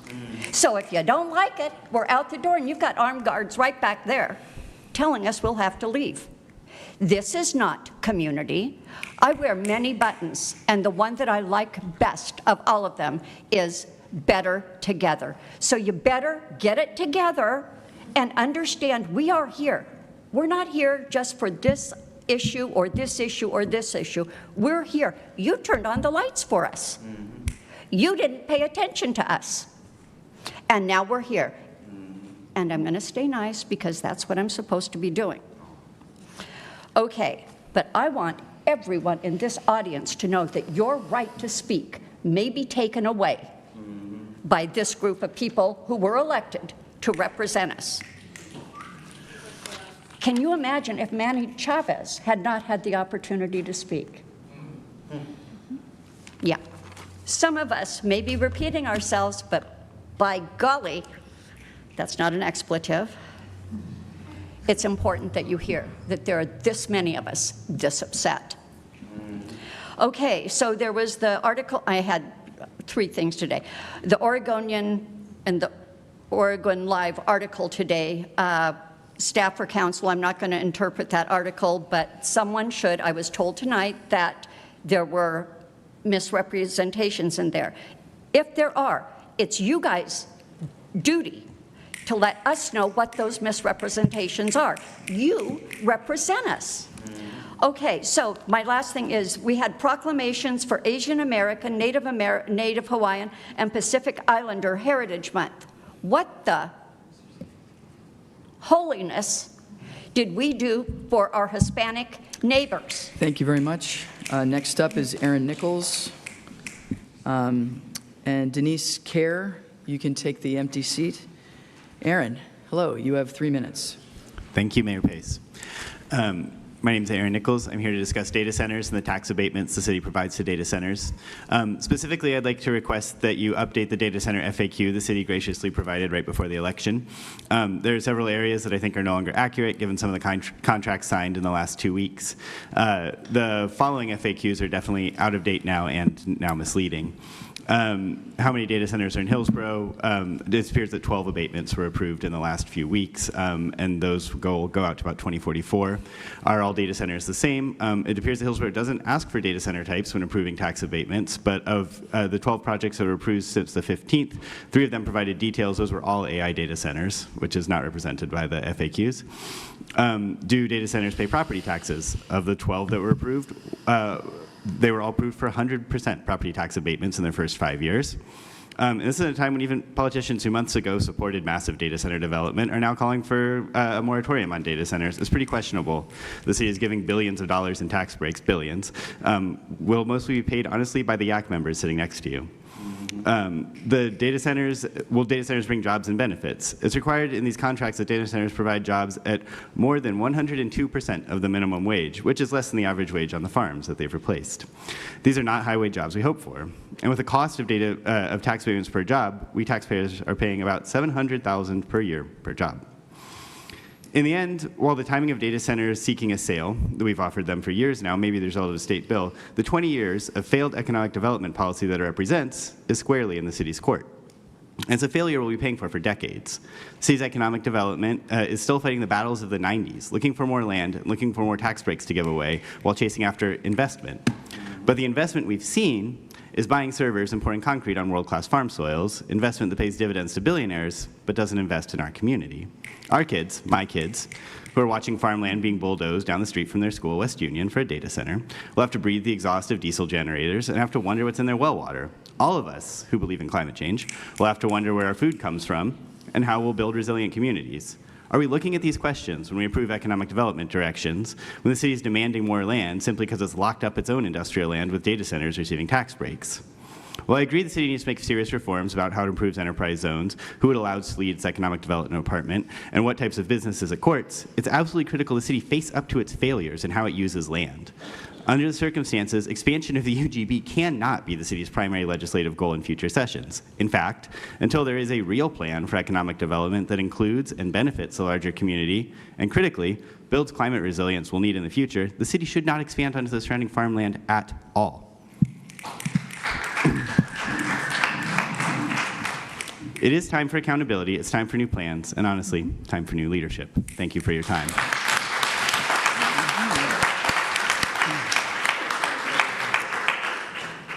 Myrna Munoz, you can take the empty seat, and Mr. Brown Wildfire, you have 3 minutes. All right, I'm not asking for reform or the slowing down of data centers. I'm here to demand that we stop the data centers completely. I'm not here to beg for these useless leaders to save us when we can save ourselves. I'm here to empower the people because we don't need them, and I'm here to say what these leaders are too scared or ignorant to tell you. You stand against racism? Why are we funding police that started as a way to catch enslaved people? And according to a 2017-2019 report, Intel uses about 3 billion gallons annually of water, and they think that it takes them off the hook, but the fact that their recycled water has PFAs or forever chemicals says otherwise. They're essentially poisoning us while receiving billions in tax breaks, and it's ironic because they talk about helping the working class in the community. I haven't seen any local businesses getting any tax breaks, and the Hillsboro School District got 20 million cut, and this upcoming year they're going to be selling some of their land to try to cover the cost, and they're still in a deficit. They have the audacity to demand respect and civility out of us while they disrespect us by lying to our face and would use violence against us if we don't follow their crooked rules. Why haven't y'all focused on helping local farmers? If y'all care so much about the local economy and people, why haven't you advocated for teachers or affordable housing? You don't need experts or geniuses to recognize the pattern of data centers poisoning everywhere they pop up. And if they're so good, why are they not being built in rich areas? They're really trying to convince us that eliminating public commentary is good for us because it'll shorten decision making. Ha! Okay, as if we're stupid. Decisions we have no control of is a great excuse for why y'all would never push back. And they expect us to trust their rich butts to prioritize the working class behind closed doors when they don't even do it in public. Their solution to public outcry is to get rid of the public's ability to voice their opinions and concerns instead of prioritizing the public in these decisions. Decisions who won't affect them the way it does us, the working class. They don't want to stop annexing land, they just want to change how they do it. They're not getting rid of evil, they're choosing lesser evils. And when it comes to housing, they're not asking why there's more empty housing than there are unhoused people. They're trying to convince us that their Band-Aid solutions are effective, either because they've been duped or they're duping us. Switching to semiconductors or advanced manufacturing does not ignore the environmental impact, and compromise is not victory. They have the audacity to say they stand with immigrants, but they increase the budget. And it's so interesting, I found out that you're married to someone so high-ranking in the police department. No wonder you're advocating for that instead of advocating for funding the schools or for helping the people or social programs. But these police don't even do anything to stop the ICE people because they're doing federal work. But okay, let's increase their budget. Like, come on. Thank you. Next up is... Read banned books. The Wretched of the Earth, Friends, Family. You are done, sir. Thank you. 1619 Project. Next one is Elijah. Next one up is Elijah Radford. You can take the empty seat, Elijah. And Kimberly Culbertson. You have 3 minutes. All right. To my knowledge, this has not been proposed to the Urban Renewal Advisory Committee. As a person who sits on that body, I would know because I read. But as you know, the Urban Renewal Advisory Committee is a vital Goal 1 function. For the younger folks in this room, Goal 1 calls for the opportunity for citizens to be involved in all phases of the planning process. It requires each city and county to have citizen involvement to program for that address. 1, opportunities for widespread public involvement. 2, effective two-way communications with the public. 3, the ability for the public to be involved in all phases of the planning process. 4, making technical information easy to understand. 5, feedback mechanisms for policymakers to respond to public input. 6, adequate financial support for public involvement efforts. Now, this goal calls for local governments to have a committee for citizen involvement. We decided on an Urban Renewal Advisory Committee, and we did not use that Urban Renewal Advisory Committee. To press the button, your mic went off. Oh, it's on now. It's on. You're good. Keep going. Okay. The Urban Renewal Advisory Committee would be the place to start that discussion and work through those technical issues. And that is why I am indicating that this is not seen proper process yet. And this is not a place where technical discussions are happening. We've got a lot of very passionate people in here, not undeservedly passionate, but I would rather we saw this information come to us in a form that we could digest and disseminate earlier in this process. This shouldn't be something that we just hear about in the Oregonian, for heaven's sake. Thank you for your time. Okay. Next up is Denise Kerr, but Antonia Lopez, you can take the empty seat. Denise, you have 3 minutes.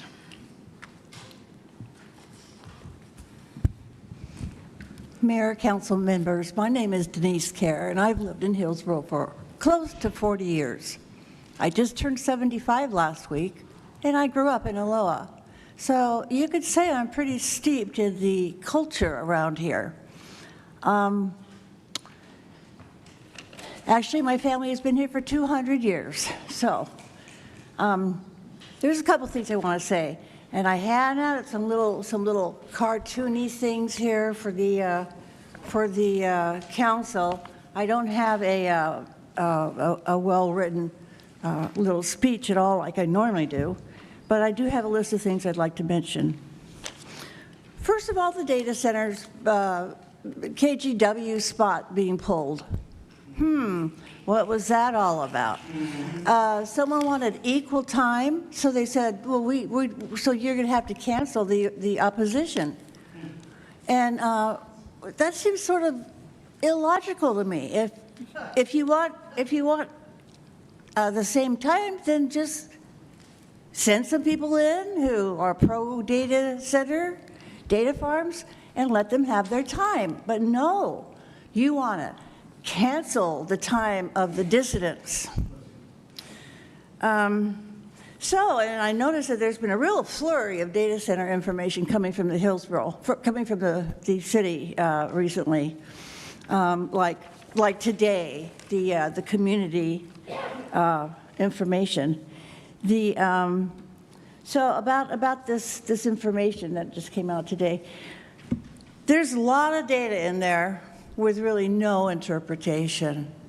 It's just piles and piles of numbers, and this person did that, and this came from this Deloitte survey and the Open Vault report, and these various meaningless documents to anybody who just lives in the city, and it's meant to impress.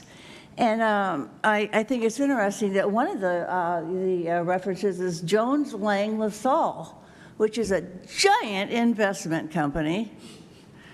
And then also the format, this lovely little oops, I don't have it, the lovely little chart in there talking about, I think it was water usage and costs. It's done in scientific the symbols and whatnot.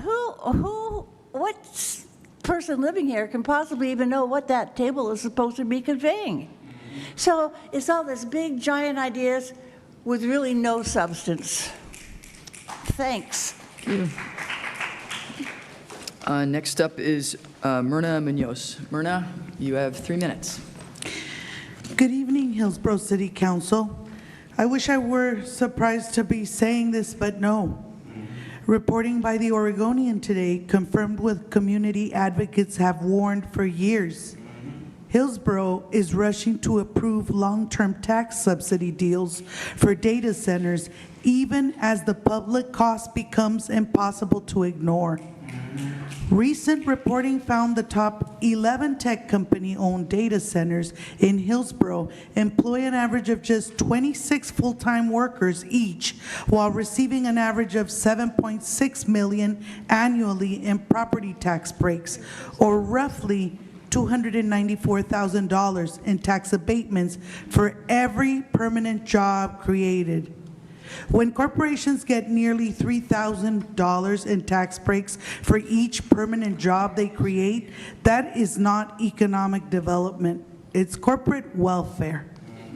For every one of those jobs, our communities are giving away enough money to keep teachers in classrooms, which lowers class sizes and protect the health and safety programs our community depends on. In Washington County, this lost revenue could help prevent teacher layoffs, preserve student supports, and fund the kind of public health every child deserves. Instead, we're subsidizing server racks while our schools and health systems fall apart. The public was told these giveaways were about jobs. They are not. They're about giving massive long-term tax breaks to some of the wealthiest corporations in the world, while working families are left to absorb the cost. I've been knocking on some doors recently, and you'll be shocked to hear you are out of touch. This community agrees that those dollars should be going into our classrooms and health and safety needs, not into tax shelters for billion-dollar tech companies. I will continue to fight for our community to have justice with respect to being heard, seen, and represented. We do not wish to be on sale. Thank you.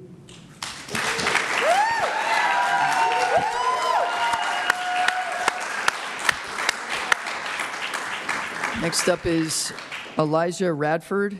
And Ms. Kerr, you're good. You did your testimony, so you can hit Is the there mic. someone else coming up? No, but you're done, so you can have a seat in the audience Well, if you'd what's like. wrong with just sitting here? She said she was. Please turn off your mic. Elijah Radford, you have 3 minutes. Thank you. It's going to be hard to follow that up. I wasn't going to speak today, but I was moved by the youth participation here. I think it's very timely that we're talking about the tax breaks that the data centers are getting, the tax breaks that fund the public schools that I hope you all use and I hope you got to enjoy through your life. I hope that many generations to come get to enjoy our public schools. And I hope our public schools don't rank 50th for 4th grade literacy next year like it did this year. I have a couple of points I would like to remind the community behind me and the youth in front of me. One, there is still contention between the city and the people that live in the city about how many data centers there are in Hillsboro. The e-letter, the newsletter they sent out said 18. Myself and others who have went around and counted, we can count at least 25 unique addresses that house campuses, and some of those campuses have more than one building on them. So there's already contention between how many there are, and we cannot get them to just give us a list of, oh, here's the 18 we're counting. Because then we could ask, well, why don't you count the other ones that we have on our list? The 25 addresses that we have counted have a real market value of over $6 billion, that's with a B, billion dollars, but are only taxed at a value of $1.5 billion. Property taxes pay for our schools, and the enterprise zones breaks will not help us like you claim they will. If they could have helped our community, it would have happened by now. But instead, the Hillsboro School District is facing a $20 million shortfall. I remind you of this while you sit next to our current students. The centers the centers have no choice but to operate here. There are subsea cables that run from Japan, Hawaii, Southeast Asia, and converge on Northeast Evergreen Parkway. It's like a coal mining town giving tax breaks to the mining company. The coal isn't going anywhere. The cables aren't going anywhere. They have to operate here. You are engaging in corporate welfare because your goals are aligned with the wealthy and not with the people that live here. Corporate welfare and corporate flight is a myth you perpetuate. In December of 2025, the Carl Vinson Institute government at the University of Georgia released an audit of the state's sales tax exemption for data centers. They found that 70% of the data center projects would have located Georgia even without the subsidies. That's as early as last year. Your entire economic model requires uninterrupted growth until the end of time. But anyone who knows how the system really works can see what's happening. You essentially have a cup with a hole in the bottom of it, and you are trying to fill it with more water in the form of data centers. There's one old saying that I like, and I think will summarize our current situation very well. The only people who got rich during the gold rush were the ones that are selling the shovels. And the ones that are selling the shovels are the few rich property owners and the ones that you are aligning with. PGE, BlackRock, the ones who own the centers, the ones who own the electricity, and not your constituents. Thank you.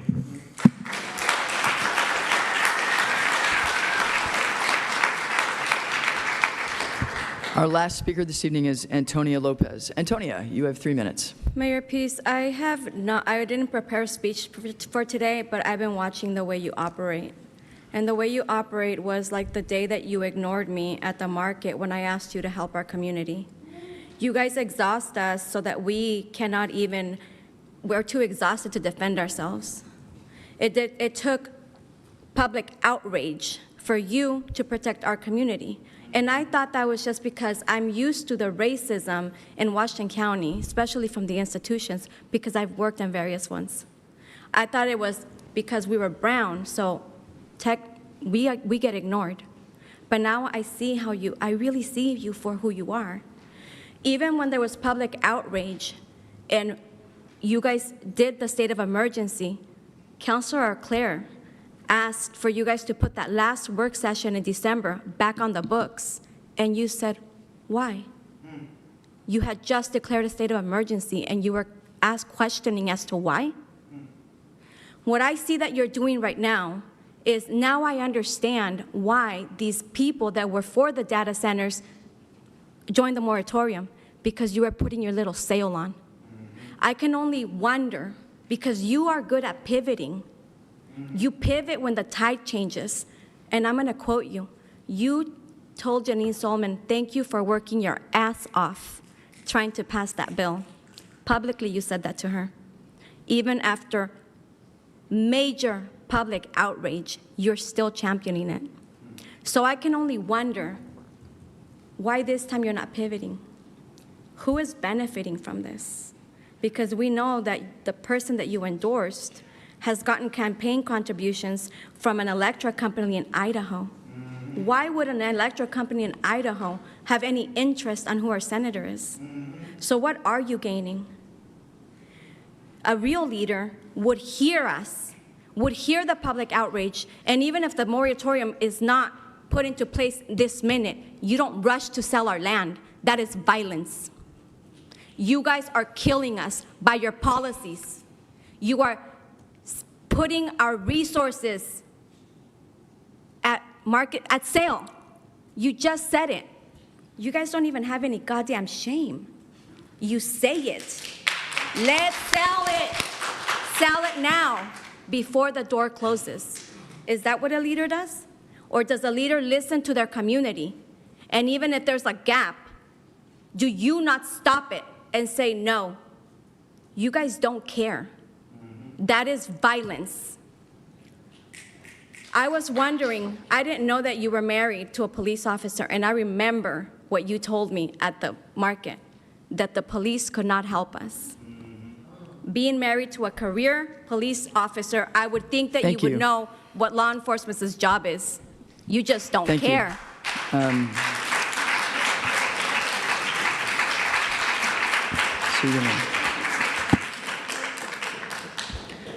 Okay, moving to item 4, the consent agenda. The items on the consent agenda are normally considered in a single motion. Tonight, we only have one item listed. Do I have a motion to approve the consent agenda? So moved, Danbury. Do I have a second? Second case. Is there any discussion? May we please have a roll call? Councilor Kerr. Aye. Councilor Case. Hi. Councilor Enbury. Here. Councilor Harris. Aye. Councilor Salgado. Aye. Can we get, we had a here, can we get an aye or a nay for Councilor Emery? Aye. Thank you. Motion passes. All right, moving to item 6.1. Consider declining a community member's request for an exception to the city naming policy to add 2 proposed names to the city's asset name database. Do I have a motion to decline the request? Councilor Harris so moves. I have a first. Do I have a second? I would like to make an amendment.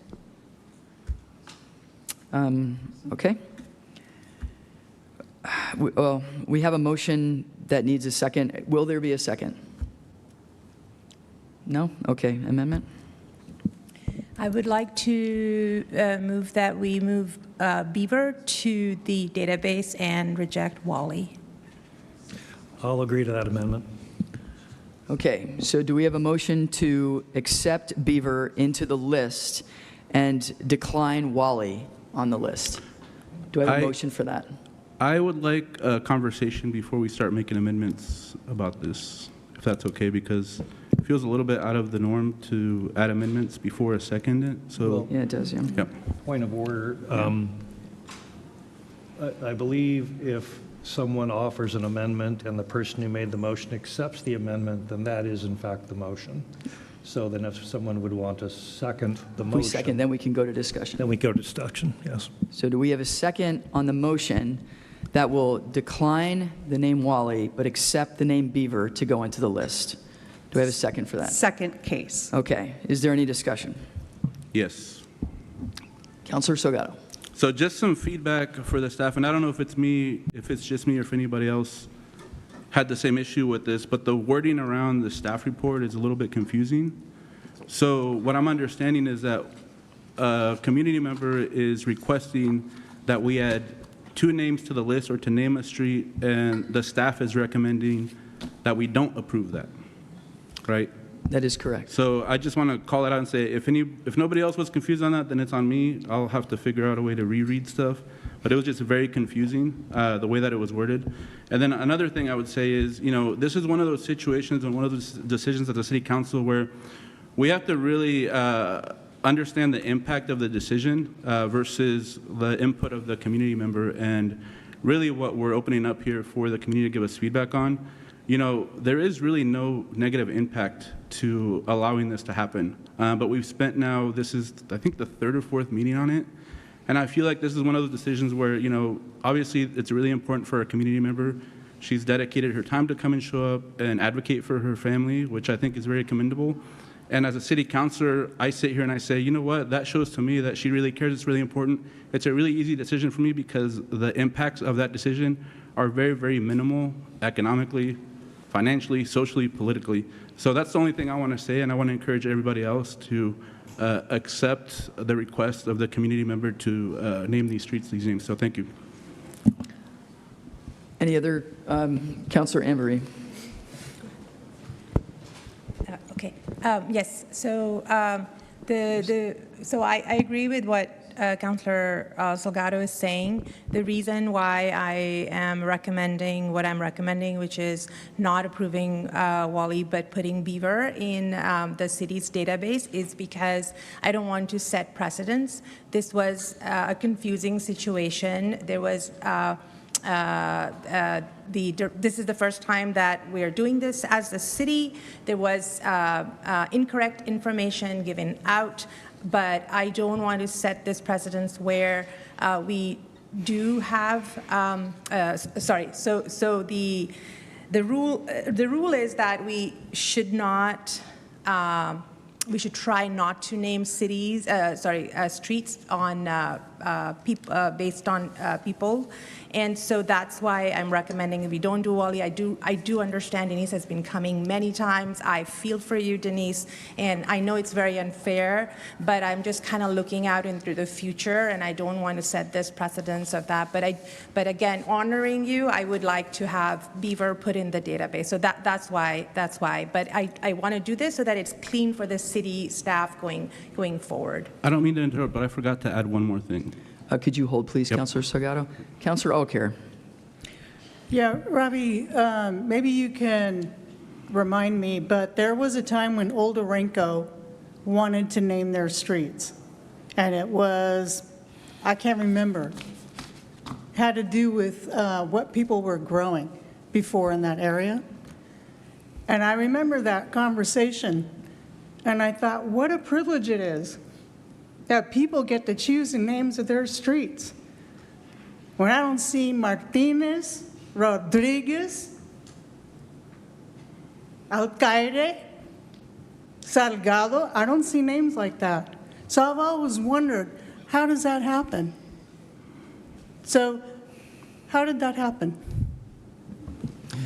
Councilor Alcare, thanks for the question. So there's been several instances, and like the one you mentioned, that led actually to the new naming policy that the council adopted a couple of years ago. So that's a good example of why, as staff, we don't recommend naming things after names of people. We're trying to avoid those situations in the future, which is why we made the recommendation tonight. And I do recall the streets in Old Orenco, and they were named after trees. So it was consistent with that. So. Well, that's okay if it's trees. I'm asking, how come we can't have some names in Spanish? Councilor Salgado, and then Councilor Harris. Yeah, I just want to add 2 points. So number one, I'm saying that as a Duck fan. So the word beaver, I'm indoctrinated by the University of Oregon. Anytime I see the word beaver, the color is black and orange, I get a little knot in my stomach. All right, so for me to say let's approve beaver, it's a big deal. Second, I read the email thread where they went back and forth on the name. I feel like they found a compromise by reducing it to Wally, which is more universal. So yes, it is a name, but it's a more universal name. And so that's why I'm okay. I understand the nuances. I remember the conversations we had around Wicca and why it's complicated to name certain streets, certain names, because we have a lot of monolingual speakers in Wicca, which I think we need to encourage multilingual people to work there so that we can communicate with our diverse community. But that is one of the reasons why I think names are complicated. But again, they compromised on a universal name. So that's why I'm fully in support of accepting the recommendation. So that'll be the last thing I'll say on this. And to be clear, Councilor Salgado, you are saying you were supporting Beaver being added to the list, but not Wally. I'm supporting both names being added to the list. Both names. Yep. Okay. Thank you, Councilor Harris. Thanks. And this has been, we probably shouldn't have had to spend 3 council sessions for doing this, but it has caused me some concern and grief because I'm sure Mr. Van Dommelen was a wonderful man, neighbor, father, and parent, and community member, and we have hundreds or thousands of people who could say the same thing about their parents. And so the issue I had with this is not the quality of his character or the passion of his family. That's not my issue at all, or any honors that he has rightly earned. The issue I have is similar probably to what Councilor Alcair's issue is, the equity of anyone living in this city who could bring their wonderful parent to, and the ability to stand here to City Council and present it to us in such a passionate way. Not everyone is able to do that or tell the same story. They have a different story, and that's why we have equity toolkits.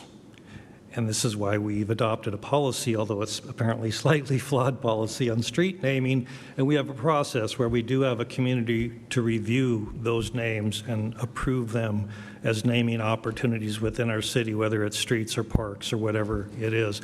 And deviating from that recently adopted policy in the last few years, I just don't think it's wise unless it's an exceptional circumstance, such as an astronaut from Hillsboro who landed on the moon or something.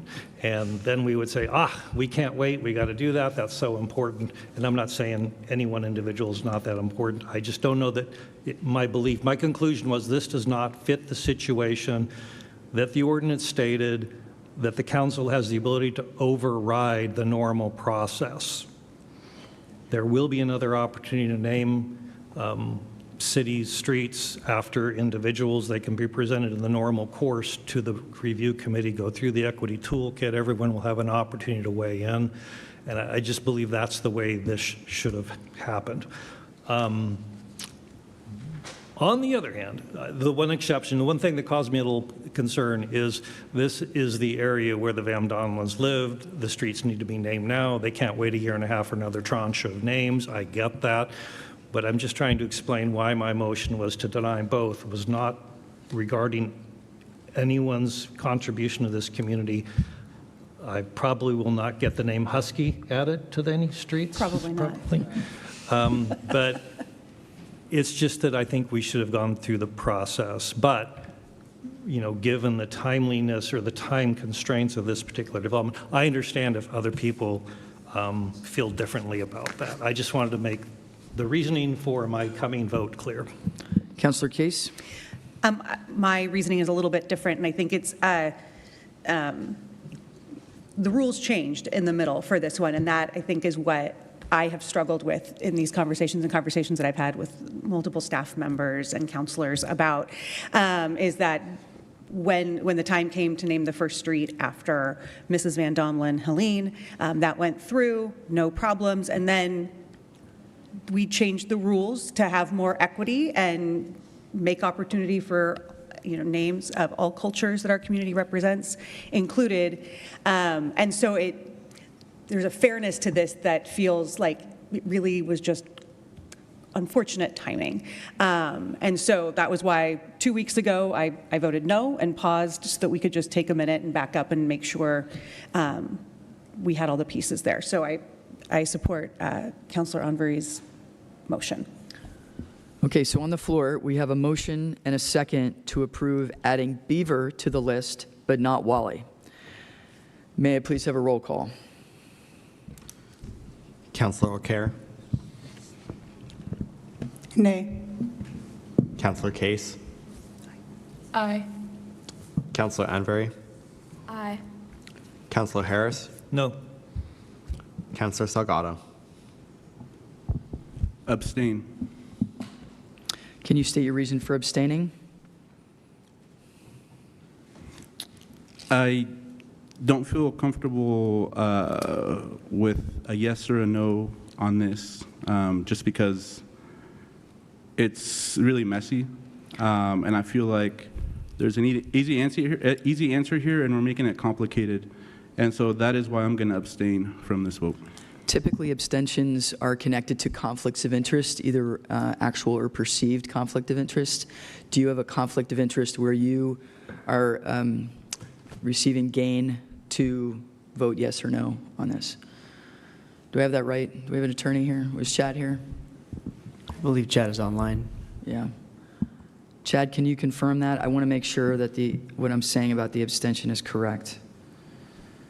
Typically. Yeah, so under the council rules, the intent is to have everyone vote on every issue that comes before the council. And abstentions are usually limited to situations where there's a conflict of interest or some sort of bias in a quasi-judicial situation. However, the council has permitted people to abstain in the past, and it's really just with the consent of the council if the council wants to sort of allow that to happen. It's just been one of those things that we've said should clarify at some point about what that process would be. So if Councilor Salgado would like to abstain, he could ask permission to do so. Otherwise, he should vote on the matter. Great. All right. So do you want to maintain your abstention? I would like to. I mean, I think, this is, again, the impact of this decision is not very consequential, right? But we're complicating the process, and I feel like I'm making strong points, and I'm pointing to really direct facts. And I haven't heard one of you directly address any of those things. You're just sharing your opinion as to why your position is the way it is. And so I feel like the conversation around this isn't a fair conversation, because I do feel strongly about supporting a community person regardless of their race or their background. They're spending their time to come in and talk to us. We do not make it easy for people to come in and talk to us. All right, we make it hard. We make it difficult. We give them 3 minutes. That is something that I hold really strong in my values. And because of that, I don't know if you want to call it a conflict of interest, but I just don't want to participate in this. So that is why I'm abstaining, because I don't feel like we're having an honest conversation around this. Okay, so the motion did not pass because there were 2 ayes, 2 nays, and an abstention. Can I ask a question? Yes. Since it was a tie vote, aren't you, as the mayor, the tie-breaking vote? Oh, yeah, Amber. Just giving the kids all the lessons tonight on how city council works, sorry. I'll confirm with Chad, but only in certain circumstances can the mayor cast a vote on a tie break. vote. Yeah. Chad, what say you, sir? Yeah, so under the charter and under the council rules, the mayor can vote to break a tie. And so in this situation, because there's a tie, you could cast a vote. Okay, great. I vote nay. Thank you. The motion does not pass and the motion, again, was to keep Beaver and not Wally, and that does not pass. Is this resolved now, Robbie? I'm going to defer to Chad, because the issue here is that the recommendation from staff was to decline this. The amendment was to kind of split it in half, and that did not pass. So, Chad, I don't know if we have need to go back to the original? if we need to go back to the original motion, or what do you think, Chad? So at this point, the mayor can ask if any other councilor wants to make another motion. And if there's no other motions, then this item is just done, and you'll move on to the next agenda item. Okay. If there's another motion, then you would have a second, and then debate that motion and vote on that motion. All right, so we had a motion to decline it, and that did not go. That was amended. And then the motion was to have Beaver accepted and not Wally, and that did not pass. Do I have another motion? Yes. Councilor Ambery. I would go back to the original motion. To decline it. Yes. Okay, so do I have a motion to decline the request? Yes. Do I have a second? Yes. Okay. Do we have a Case. second? Okay, Second, we have a Case. second. Okay, may I please have a roll call? Counselor O'Carroll. What am I voting for? This is to decline the request outright, so none of the names, so Beaver nor Wally, make it to the list. I am voting yes so that neither Wally or Beaver make it to the list. Okay, thank you. Counselor Case. Aye. Thank you. Counselor Anvery. Aye. Counselor Harris. Thank you. Aye. Counselor Salgado. Abstain. Abstain. Okay. So we have 4 votes aye and 1 abstention, and so the community member's request has been declined. Moving on to item 7.1. Hillsboro Comprehensive Plan Amendment 003-23, Parks and Recreation Section Update. Consider the Planning Commission's recommendation to adopt an ordinance approving a Hillsboro Comprehensive Plan major amendment to update goals and policies in Section 6 Parks and Recreation and correct the reference to the Parks and Recreation System Plan 2025 in Section 3 Public Facilities. Ordinance number 6514 is available. Do I have a motion to approve the first reading of ordinance number 6514? Harris, so moves. Do I have a second? Second Case. Is there any discussion? May we please have a roll call? Counselor O'Carroll. Aye. Counselor Case. Aye. Counselor Anvery. Aye. Counselor Harris. Aye. Counselor Salgado. Aye. The first reading of ordinance number 6514 passes. The second reading and consideration of final adoption of the ordinance will be May 19th. Moving on to number 7.2, Community Development Code Amendment 001-26, Child Care Residential Treatment and MHLD Revision. Consider the Planning Commission's recommendation to approve an update to the Community Development Code in order to be in compliance with new and existing state regulations regarding child care facilities, residential treatment facilities, and middle housing land divisions. Ordinance number 6516 is available. Do I have a motion to approve the first reading of ordinance number 6516? Harris, so moves. Do I have a second? Second Case. Is there any discussion? May we please have a roll call? Counselor O'Carroll. Aye. Counselor Case. Aye. Counselor Anvery. Aye. Counselor Harris. Aye. Counselor Salgado. Aye. The first reading of ordinance number 6516 passes. The second reading and consideration of final adoption of the ordinance will be May 19th. Item number 7.3, Hillsboro Comprehensive Plan Amendment 001-26, TSP Update. Consider the Planning Commission's recommendation to adopt an ordinance approving a Hillsboro Comprehensive Plan Amendment to incorporate updates to the Transportation Systems Plan. Ordinance number 6515 is available. Do I have a motion to adopt ordinance number 6515? So moved, Anvery. Do I have a second? Second. Is there any discussion? May we please have a roll call? Counselor O'Carroll. Aye. Counselor Case. Aye. Counselor Anvery. Aye. Counselor Harris. Aye. Counselor Salgado. Aye. Ordinance number 6515 is adopted.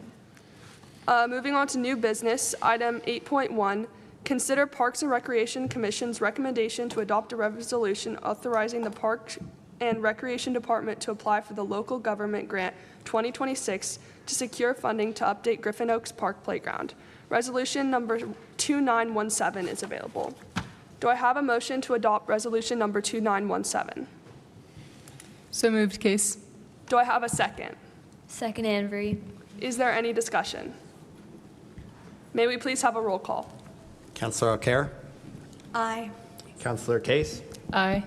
Counselor Anvery. Aye. Counselor Harris. Aye.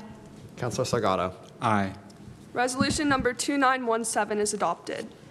Moving on to item 8.2, consider adopting a resolution adopting the 2024 Sanitary Sewer Master Plan. Resolution number 2918 is available. Before I ask for a motion on this item, I'd like to invite Allison Bergsing up for a brief presentation.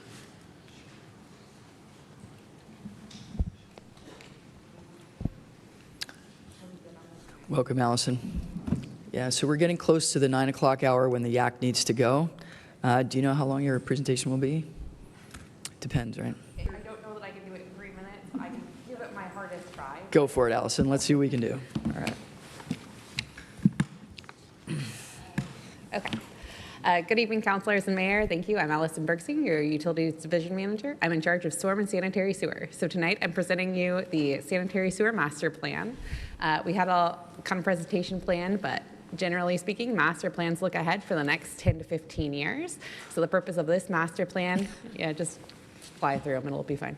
The purpose of this master plan is just to kind of look out at our sanitary sewer and talk about what we're needing to repair in the next 10 to 15 years. Are you okay if I just keep going without Please the slides? go. Yeah. Okay. And the master plan generally is going to show us where we need to do maintenance and what we need to do as far as maintaining the pipes that are important to us, as well as the manholes. We have a number of other things that are included in there, including our capital infrastructure plan and our asset management plan. Sorry. And then in general, they work in congruence with our CWS master plan, which does our growth.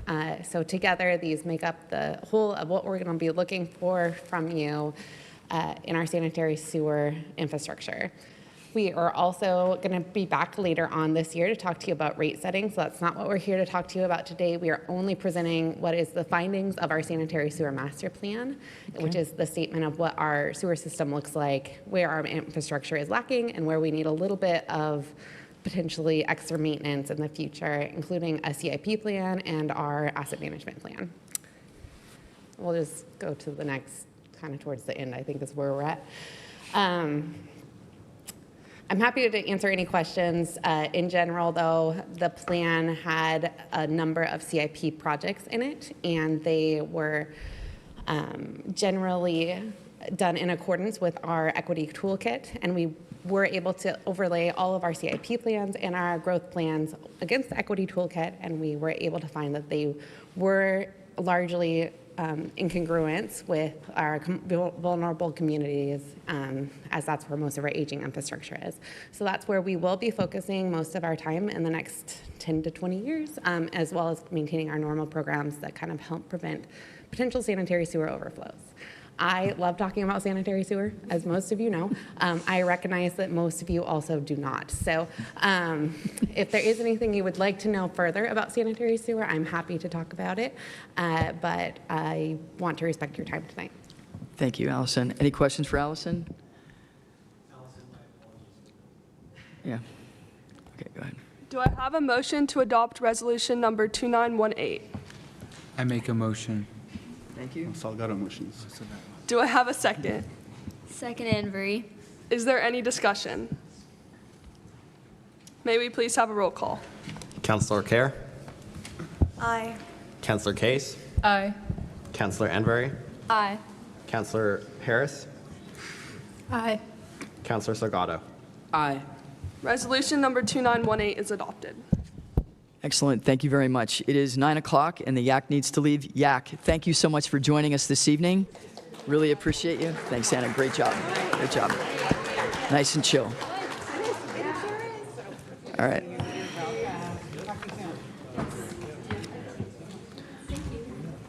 We'll take a 5-minute recess and we'll come back at 9:05. Please. All right, so we're going to reconvene. Thank you. So we have all the counselors back. Thank you so much for the recess. And thanks again to Yak for joining us. We have one Yacker remaining. Woo! Yeah, and he's here to do our city manager report. So I'm going to move down to item 9, and we'll come back to item 8.3. And we're moving to item 9 so Sahil can do the city manager report and then get home. All right, so now I'll turn the time over to our city manager, Sahil Shah. Good evening, Council. I'm shadowing City Manager Robbie Hammond, and I'm Sahil Shah. I have one brief item to share tonight with our community. In 2026, the City of Hillsboro is marking 150 years of serving the community.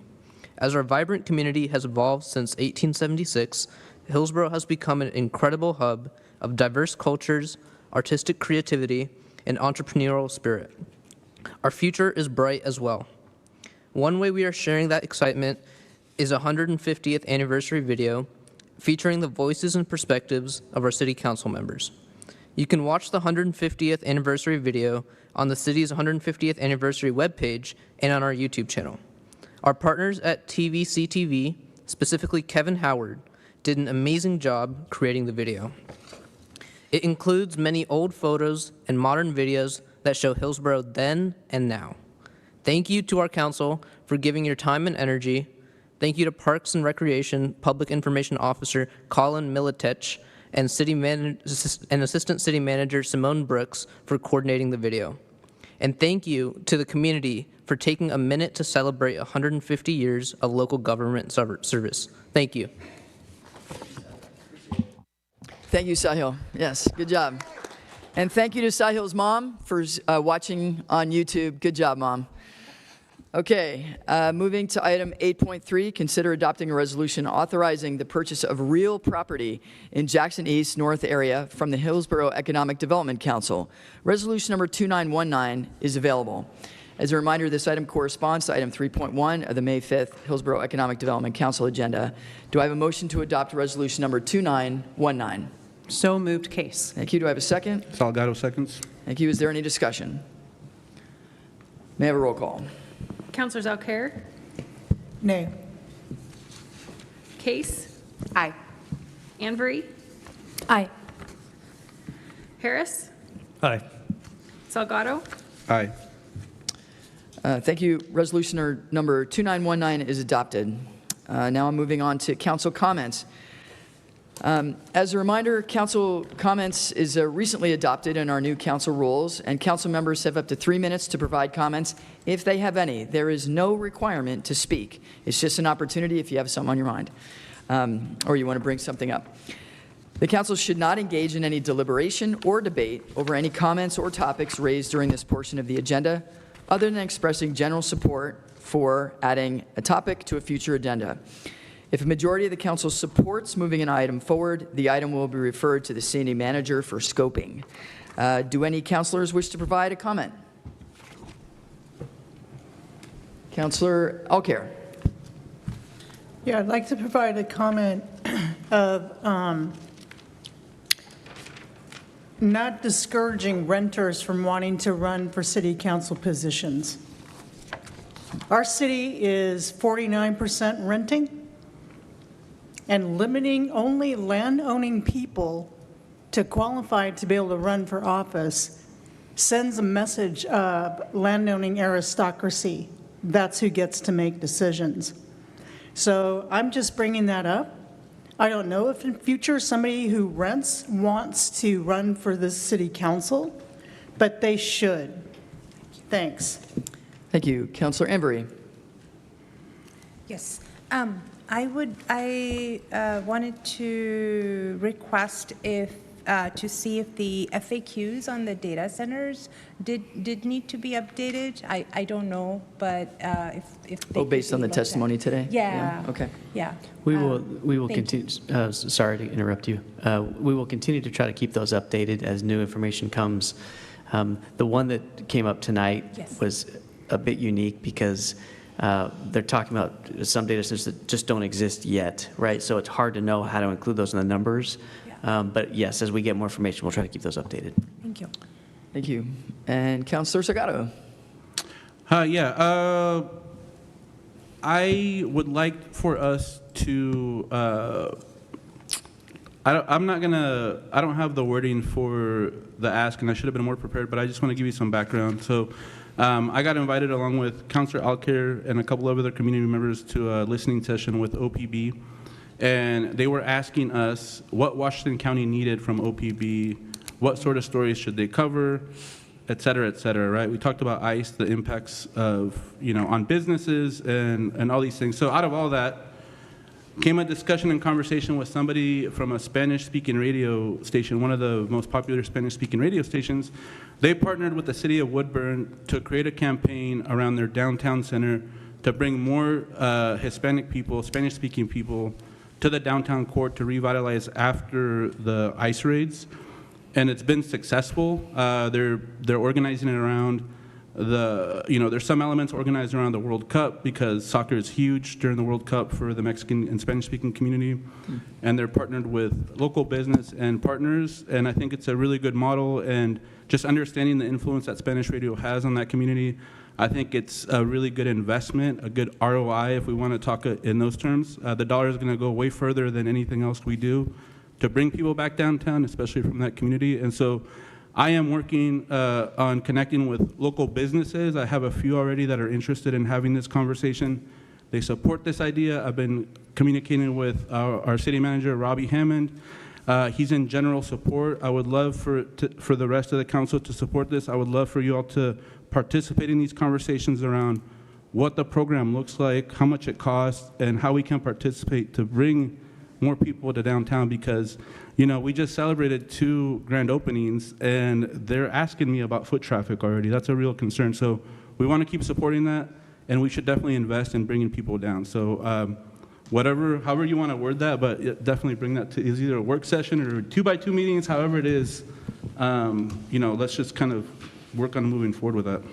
Thank you, Councilor. I don't have an answer for that yet. We're starting to look into it. I've got Patrick Preston involved as well, so we'll start looking into it, figure out how to meet with them, and somehow we'll bring back information, whether it be through a work session or 2 weeks. We'll continue to flesh that out, as long as the council's okay with it, I guess I should say.